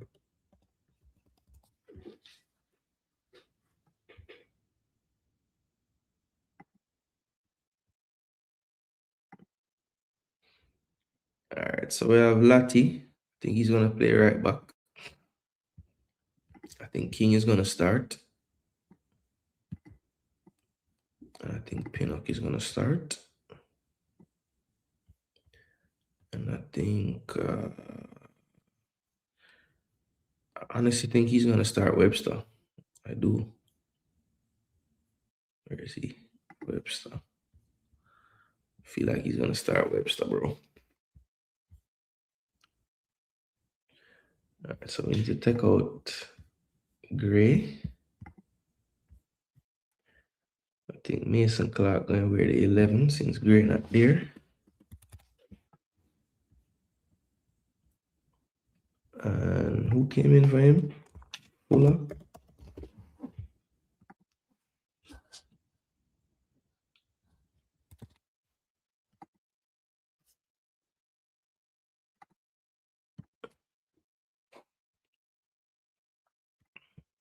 All right, so Mason Clark. All right, so let's see. Midfield. Don't think anybody will have an issue with this. I think it will be more like a single pivot today. I think they're gonna, normally it's like a double pivot. So, all right, I'll just put it how it's probably gonna start out. So Hayden, this is the one that's tricky for me. I honestly think that they see Bobby Reed as a partner to Hayden, right? And that's who I think the coach is gonna go with in the midfield. Now we've heard rumors that they see Andre Brooks more as a midfielder. And I don't know if the coach is gonna come into this window and say, okay, the Brooks, Bobby Reed and Hayden is the partnership we just saw, and we're gonna go back to it again. I don't know if he's willing to do that. And I just don't know if he's gonna deploy Brooks so deep in the system, That's just I can't really figure out what he's gonna do. It could be a case where it's Palmer, but I think you're gonna get the best out of Palmer if you play him higher up the pitch. So you guys help me with this predicted 11 part. So I'm gonna say, oh damn, what have I done? I can't do that. So you guys help me with this part, people. Let me know who you guys think is gonna partner Hayden in that midfield. I'm just gonna move along for now. So off the left, I think Mason Clark gets his debut and he starts. Some people are saying maybe they don't start him, they start Cephas. I think he's gonna go with Efron Mason Clark over here. Up front is difficult for me as well. I don't know if it's gonna be Jamal Lowe or Bailey Kadamatri. I'm kind of leaning towards Kadamatri just because he has been kind of playing up front more recently than Jamal Lowe. And, and Jamal Lowe for Jamaica typically has been played in either in a supporting striker role, even attacking mid role or wide. But he has been playing for Sheffield Wednesday as an out and out number 9 this season, although typically he plays it with a striking partner. But if you're going on who's the more fit player well, not even fit, because I don't think Bailey Kadamatri is unfit, but who is the player that's been playing more consistently? That would have to be Jamal Lowe. So if he's basing his selections on that, I would say Jamal Lowe is the one that's going to start. But I wouldn't be shocked if my predicted 11 is wrong with the striker and it's actually Kadamatri. I don't think that's that big of a, I don't think that's a huge different call between the two. So Mason Clark, Lowe. On the right-hand side, I believe he's going to start Chippy. I know some people might not agree there, but I do think with Latibo there behind him, that's probably going to play a little more reserved as a right back. I think the coach is okay with that. And I feel like Chippy on that side, he might consider a Bobby Reed as the partner. I would probably play Anderson, to be honest, as the partner to Hayden in that role, because I don't want to play Andre Brooks so deep. I think he's a more attacking type player. So I don't want to just put him there because he's a new player and we'll have him now. If I'm gonna play Brooks from the start, it would either be behind Jamal Lowe or where Bailey is. I just don't want to see him play deeper. That's just me. But what you guys predicting is the question. I remember we're trying to predict speed.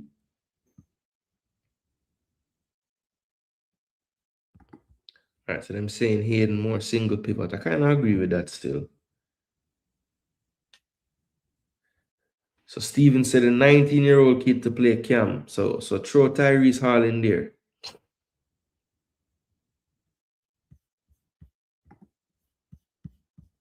Hold on, let me change something. Yeah, forget a number. A G.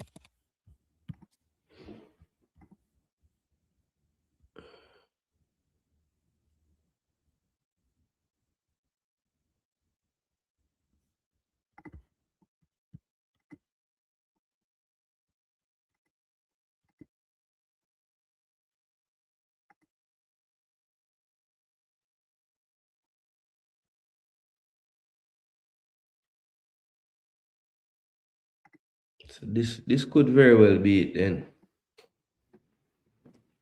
This could very well be it then. 4-3-3. Hayden Reed, Brooks, Bailey Lowe, Mason Clark. That could be it. Could be it. Now, some might say, you think they're going to start the two newest players in the game? Why not? If we weren't planning on using them, we would have just had them let them get their papers and say we'll call it for Nations League. But if we have them, why not put them on the field? You know, but this is what I predict. This is what I predict. This is what I predict. This is what I predict for Jamaica tonight. So a 4-3-3, Blake in goal, Pinnock and King in the back line, center backs, Webster left back, Latibody right back, Hayden, Reed, and Brooks in the midfield three, Mason Clark, Lowe, and Bailey as the front three. Now, I think at times in tonight's game, you're gonna see this a lot. Mason Clark will go to a more inside left channel. Webster will get high and wide. Reed will get a little further up the pitch. Brooks, right? Pinnock will split a little to the left. King will go here, and Lati will go here. So a lot of times in possession, it's going to look something like this. Now, what I like about these two being so close to each other, they can easily do this at times and interchange. I think they're both comfortable wide and in that kind of inside rightish channel. But if you see there, what I like about this structure here, let's say the ball is like here, right? You know, I would expect these players to try to make some angles for the pass out, right?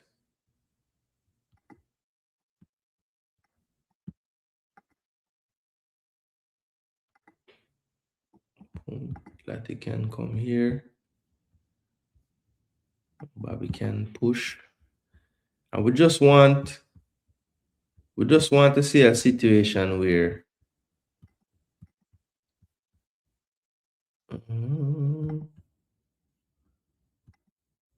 there we go. So when these defenders are on the ball, what we want there to be a multitude of passing options. Because what ends up happening from time to time, you know, is that you see how right now when Pinnock have the ball, I have made 5 different passing options from Pinnock. Too often, Let me show you what ends up happening when we're on the ball. And remember, I'm doing this without them pressing us, because trust me, they're gonna be not pressing us. I can tell that from now. What we'd end up doing is something like this. Oh shoot. Hold on. Let me switch back. This is what we end up doing, people. Turn that off. So the players, instead of being in areas that make sense, we'll do something like this, where yes, we have a clear path to the player out here, right? But look at what happened to the pass to break the first line now, which would be to Mason Clark. Basically, we have to go through Bobby Reed. We have to go through Hayden to get to Low. So those little things is where I think we need to be more aware as a team when we're trying to play out. Today, it won't be as important because I don't expect them to be all over us in our own defensive third when we're playing out. But I think this is the times when we need to make sure that we are not blocking the level to the pass that will really break a line. Because I think sometimes we end up, too much in line from line to line on the pitch, and that's why if you watch Jamaica play, we don't see that steady dose of line breaking passes. I think it just has a lot to do with how the players position themselves, and we just need to be a little more intelligent in our movement. If Hayden is showing in this channel right here, if Hayden is showing where he is there, then of course, if Jamal Lowe or Mason Clark or Jamal Lowe in this instance wants the ball, he would have to just shift a little bit this way so that the angle is even there. Even if it's an over-the-top type of pass, right? At least you can see a pathway to get him that ball, right? And Hayden as well. If he sees that Lowe is kind of pinching a little more to the center circle, maybe his angle needs to change a bit more to free up more space for Lowe to get that ball through. And then we can get out a little bit easier without thinking we have to go long into an area that is full of the other team's players already. So just patience, right? Don't get too upset, people, if you see King and Pinnock doing this to Hayden, to King, to Latibo there, because we're gonna have to influence these players to come and get the ball at some point. If we keep kicking it down to where they are and they can keep this type of shape for 60, 50, whatever amount of minutes, people, it's going to be a long day. And we're going to be there saying, how we can't score on this team yet. So eventually you have to influence this team to come out, right? And the only way you're going to do that, people, is by possessing the football a little bit. Mason Clark, Lowe, Bailey, whoever plays up in that front three, they're going to have to be smart about their runs as well. At times, we're going to want Lowe to be the one to show short here to the right back or to the right midfielder, because that might influence one of these guys to at least make a little more space, and then that's where the third man runner comes in. You have Mason Clark on the other side. When he sees this overload here and he sees this big old space right here, the space that you would see right here,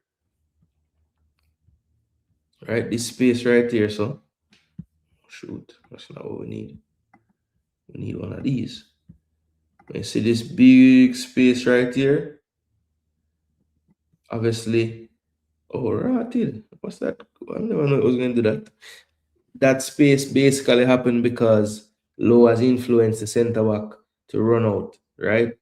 Then you look at it, that space can get even further if Leon Siwa go on and say, okay, let me touch the line. Now this man say, I can't leave Bailey free. Now look at that small space, it doubles. So again, we just have to be a little bit more intelligent today with our movements, and make sure that the space that's being deserted by whoever's making the drop for the ball is being filled by a third man runner, second and third man runners, because I think without those movements today, we're going to have long stretches of the game where they just have the game in front of us.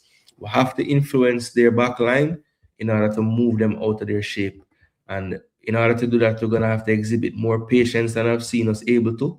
I think a good game to look back on if you're a Jamaica fan, not necessarily for the result and the goals and all of that, but I thought that in the Cuba game where we played in the stadium and they had 10 men, that was a good example of exhibiting patience, but still doing enough to create chances, because we created a bag of chances in that game.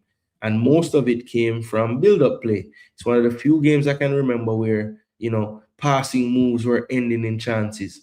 And so, yeah, I know that Jamaica have it in them. They can do it, but they're going to have to really just have a little bit of patience, because I do think that it's going to be at times frustrating. The fact that they're not going to have much space in behind their back line. But if we stick to the task, stay patient, and another key is going to be just moving this football quickly. Even if it's just 2 passes between Reed and Hayden, you'll be surprised the quicker you do them, how much it might influence. Again, you want to move these players out of shape. You want to get these players trying to win the football up the pitch. Entice them to come and win that football. And the only way you do that is by exhibiting some patience. So it's gonna be difficult, I think, because I think our instinct as a fan base, as a team, is to get forward and try to get chances every minute. And I think it will be smart in the start of the game to kind of start that way, just to let them know, hey, we're gonna pin you guys back. But once they take their shape, which I think is going to be very similar to what this looks like on the right-hand side, I think it's going to be important that we have some patience at that point. So first 5-10 minutes, all guns blazing. Let them know we're coming here to win and win handily. But once they settle into that block, which I'm sure they will, we're going to have to start to have a little bit of patience if we want to get through, because we're going to have to draw them out in order to get behind them for sure. All right, let me see if I can stop sharing the screen for now. So it looks like whenever I'm doing the pod, I just have to do that. It's not ideal, because I would love to be able to do it on the screen in real time. But yeah, I don't know why whenever I share the screen the other way, it like shrinks down the size of the thing. I don't understand. I don't know if anybody else use StreamYard. I never had that issue, but it just doesn't make sense to me that that's happening, because it's big and bold right now. But then when okay, so right now it's big, right? Let me see. Yeah, right now it's big. So you can see everything largely on the screen. But the minute I click on the StreamYard, let me see. Yeah, it shrinks like that. Like what? I don't understand. Even if I make it full screen for that, nothing. No setting I put it on works. It's weird. So yeah, I had to just go entire screen for you guys to see it.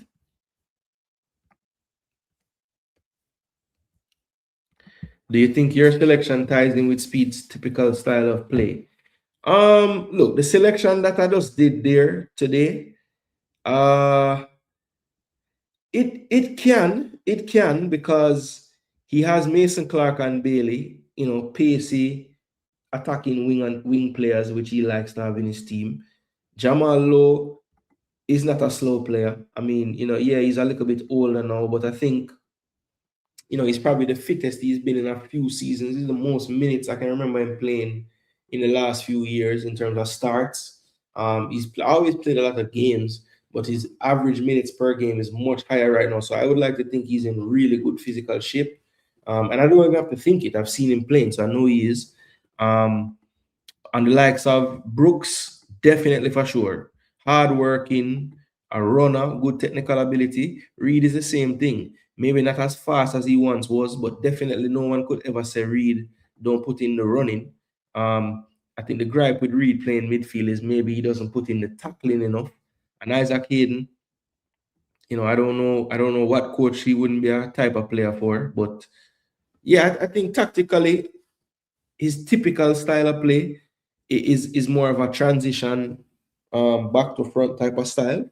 But like I said, in this particular game, if they fall in love with King going diagonal to Clark or King going diagonal to Bailey, they're not going to get much joy, because this team is going to be so compact that they'll have the numbers there to win the second ball, even the first ball. So look, we're gonna have to play through the thirds today because we're gonna have to influence this team to spread out their formation. If we keep going long, they're just gonna keep getting in that bunker shape, and they're just gonna pick and just gonna win those battles because they're gonna outnumber us. But in terms of his typical style of play, the personnel does fit in certain areas, I would say, because he has the speed for the transition that he wants. So the man them still argue about Pinnock and Low. So Travis have an 11 people.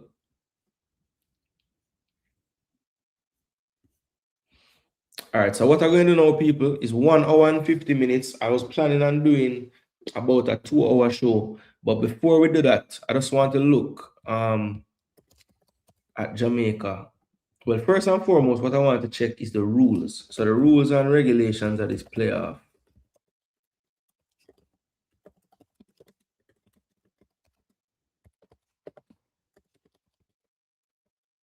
I want to make sure that how the cards work and whatnot.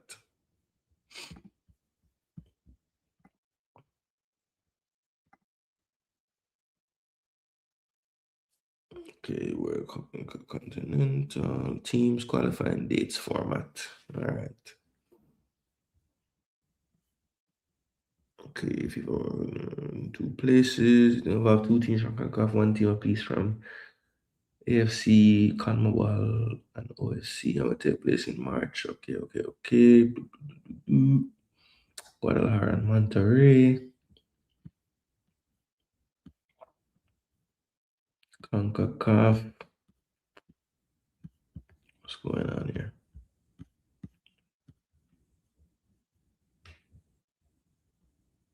This is not exactly what I wanted.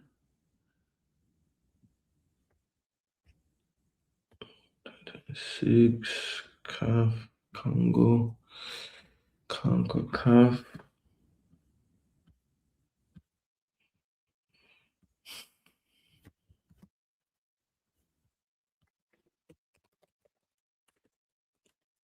Hold on, people. I try to see if them have any suspension too.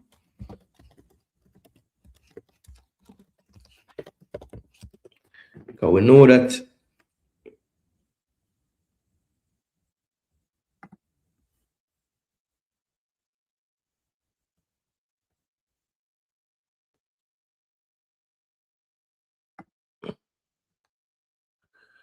Interconfederation playoff format, okay. Single leg knockout matches.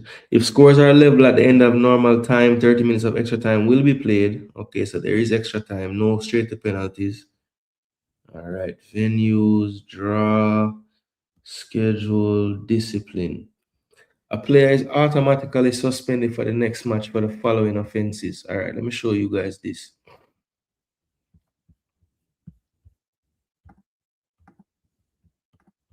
If it will let me show you. All right, so it has it listed there.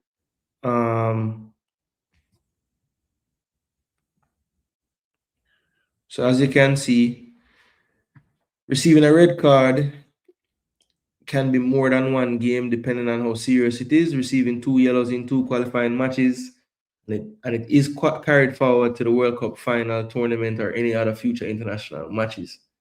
Yellow card suspensions are not carried forward to the World Cup final tournament. Okay, great.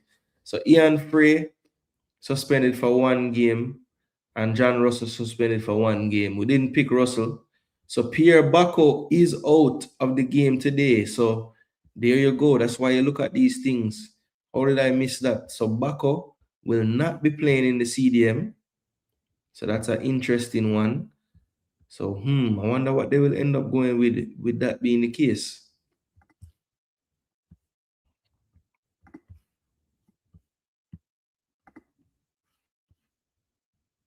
So Bacco can't play. So they could play Matalan there. Beroun. It's gonna be a choice. I'll say They probably put. I'm gonna go with Mathalan. I think he probably will play there, and he easily can slot into the back four and make it a five. So yeah, that's what I'll go with. Boy, Pierre Bacco though, that's a big miss for them. Kenneth Paul out for the Bolivia game too. So they don't have anything about. They don't have anything about.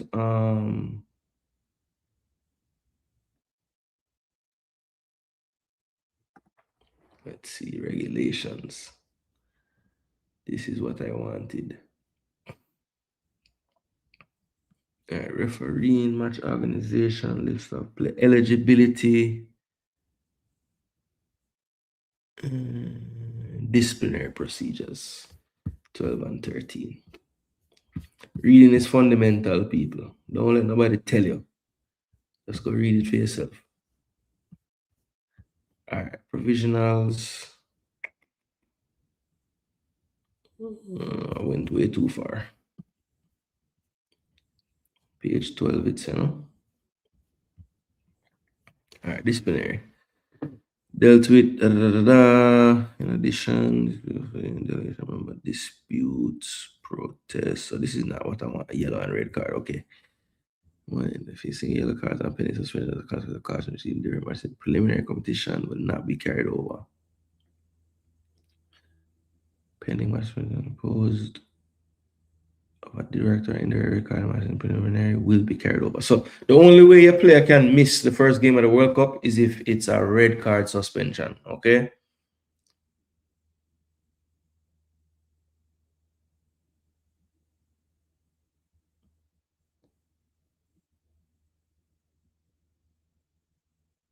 So what we have to check and see is what players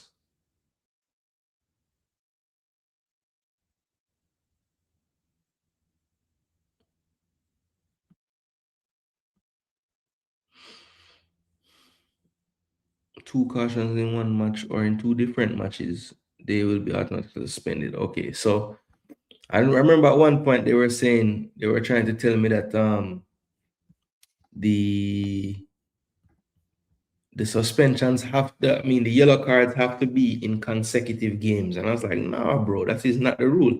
So it's any match where you get a yellow and then another yellow, it is grounds for one suspension, right? So Pierre Bacco had that reach him. Tahiti and New Zealand games, he got a yellow, so he'll be out. So that is their single pivot, one of their main defensive midfield players. He'll be out of the game. We have our own players missing as well, but I think we have much more depth to kind of take care of those problems. But let's just look back at the World Cup qualifiers and see. So we know Frey's out because he picked up a yellow in this game. Richard King is on a yellow card. So Richard King is definitely on a yellow card going into this game. Let me go back another game before this one.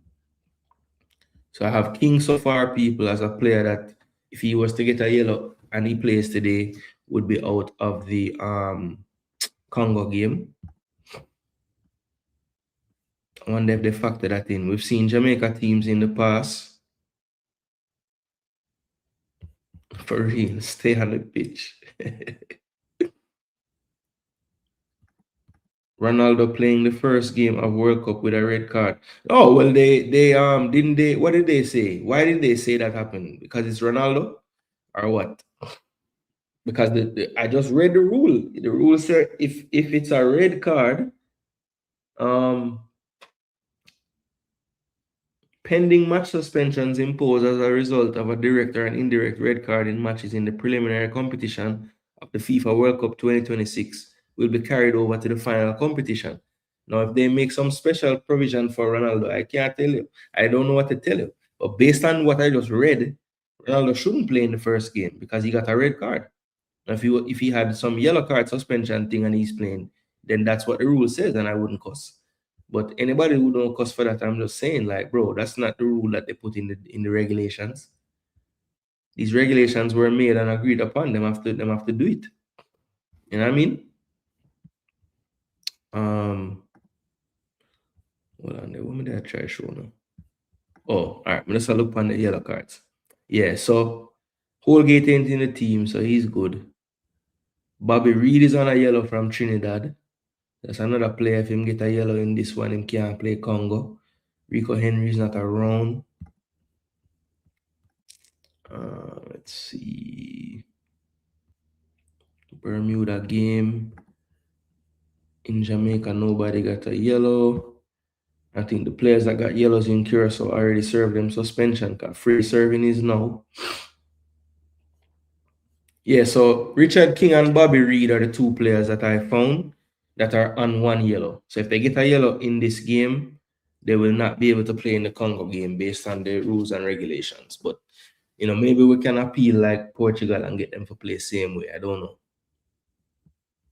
Our squad is much more active now. Yeah, that's one thing that I'm going to focus on tonight, because I do plan on coming on at least an hour before just to build up the vibes and talk about the team some more. If you notice, you know, this show was mainly about New Caledonia and their team. I did have some talks about what I thought Jamaica need to do, showing you some tactical things, had a predicted 11.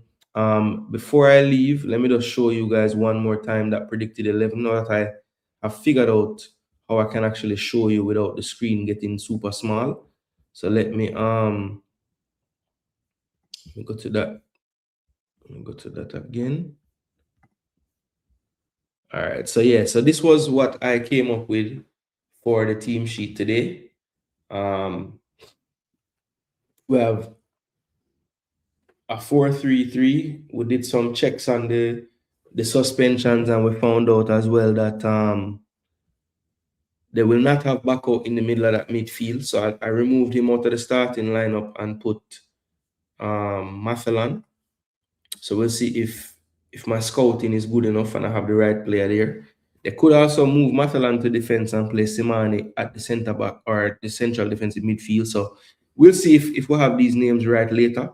Again, I'm just going by what we've seen in the past. Don't know if they'll go with the two older heads, Zeola and Gope, but I feel like they just might do that to give them, the veterans, a chance to start off the game and leave those younger, fresher legs till the end.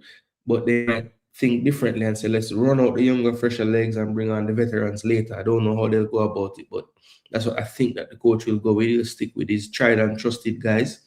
Then for Jamaica, I think we'll play a very aggressive 4-3-3. I think I was thinking 4-2-3-1, but the more I thought about it, I said I think they're gonna just have Hayden as a single pivot. Go with a back four of King, Pinnock, and Webster, and Latibodir. I think King, Pinnock, and Latibodir will stay a little bit more at home in the build-up, and Webster will play much more high and wide. I think that will allow Mason Clark to have a bit more freedom. He doesn't have to necessarily stay on the touchline up there. He can, you know, find half spaces as well, try to combine even with Jamal a little bit more central at times. I expect Bobby Reed and Brooks to be heavily involved in the attack as well. So between those 6 players, you know, the front 3, the 2 more attacking or advanced midfielders, and Webster, they should provide the bulk of the attacking impetus.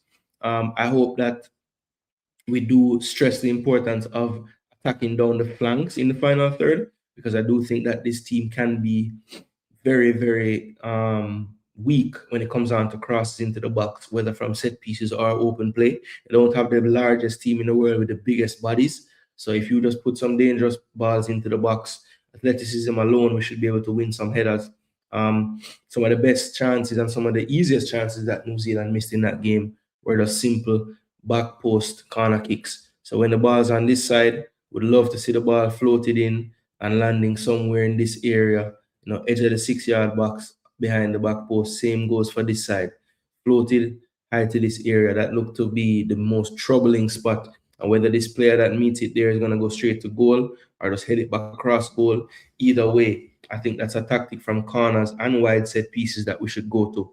That high ball to the back post, either looking for the one-time finish or the knockback the other direction, forcing them to have to, you know, play change direction twice in the one play. I think that does cause chaos, period, to any defense, and one that doesn't have the physical attributes, or doesn't have the greatest physical attributes like New Caledonia. I think that can really trouble them. So patience.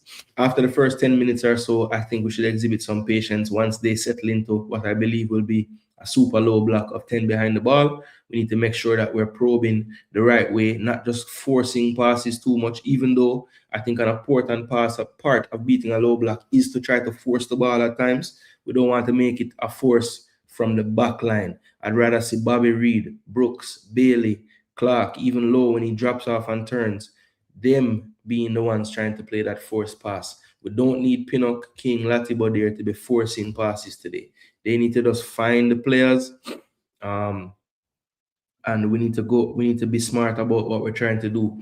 If Bailey does tuck in and receive the ball in the half space, Latibo there, yes, you could go, but I would much rather that run comes from Brooks, because again, I expect Webster to be high and wide. So look, I don't want to act like we're not playing a team at all. So this is the shape I would like for us to keep most of the time, in possession, at least on the back line. I want these guys to be here, right? And Webster, expect you to put in the work. If we ever are in an extended time when we don't have the ball, which I don't think will happen often, then we can go back to this shape right here, which is the back four. But I expect us to be quite up the pitch for a majority of the game. So it's going to be an interesting one. If we can keep our composure, be clinical, finish our chances, which we aren't always the best at. Again, my ideal situation is up 3 goals or so after 60 minutes, and we can ring in the changes, keep players fresh that would have impressed the coach, or the coach already has in mind to play Congo, get them off the pitch, and definitely try to bring on players that you plan to use against the Congo as well. I've heard some narratives that, boy, in this first game, maybe him can, give the likes of Fuller a chance, and Ellis, and Merrick and everything.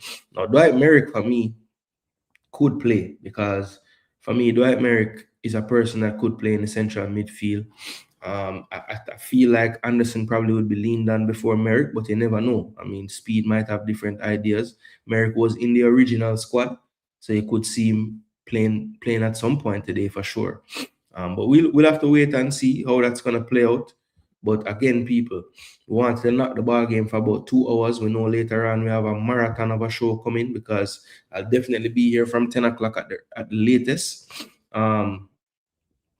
And we'll be here much past probably 1 o'clock tonight. So people, thanks again for tuning in. I don't want it to stretch too far. I wanted to keep it mainly down to what we're talking about, which is some tactic stuff, and also just trying to let people know about the other team that we're going to face. Because sometimes, as Reggae Boyz fans, we do have a tendency to not give a damn enough about the damn opponent. So listen, no, there's no reset for this round, sad to say.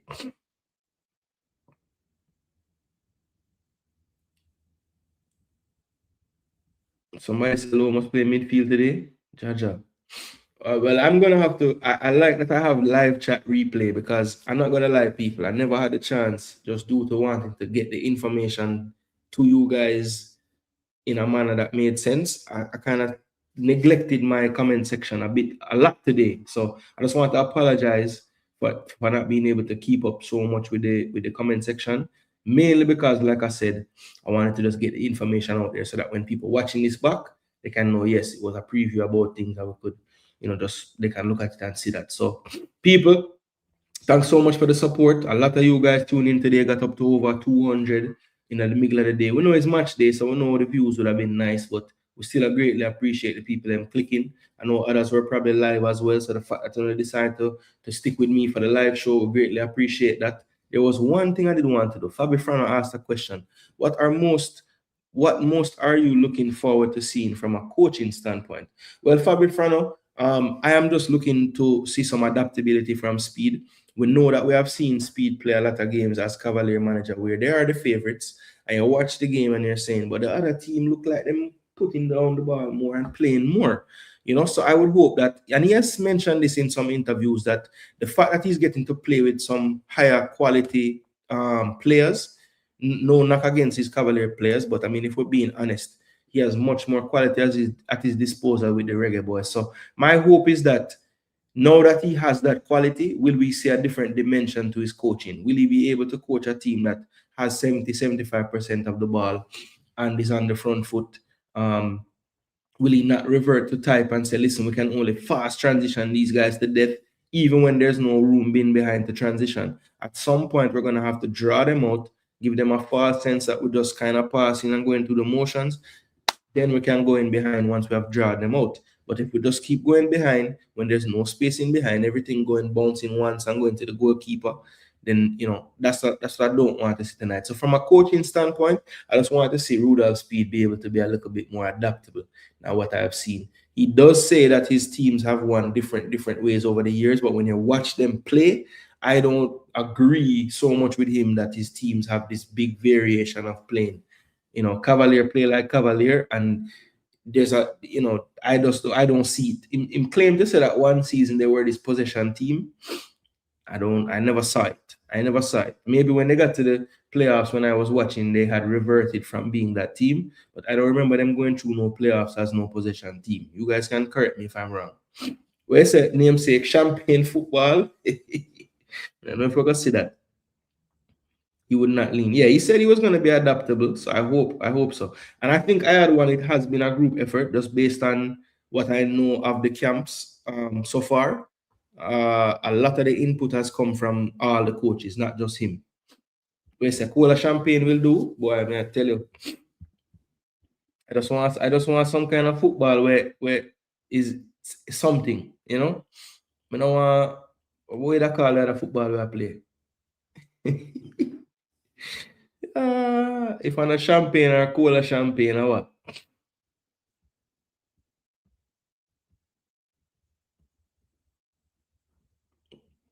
But people, as I say, we're going to run.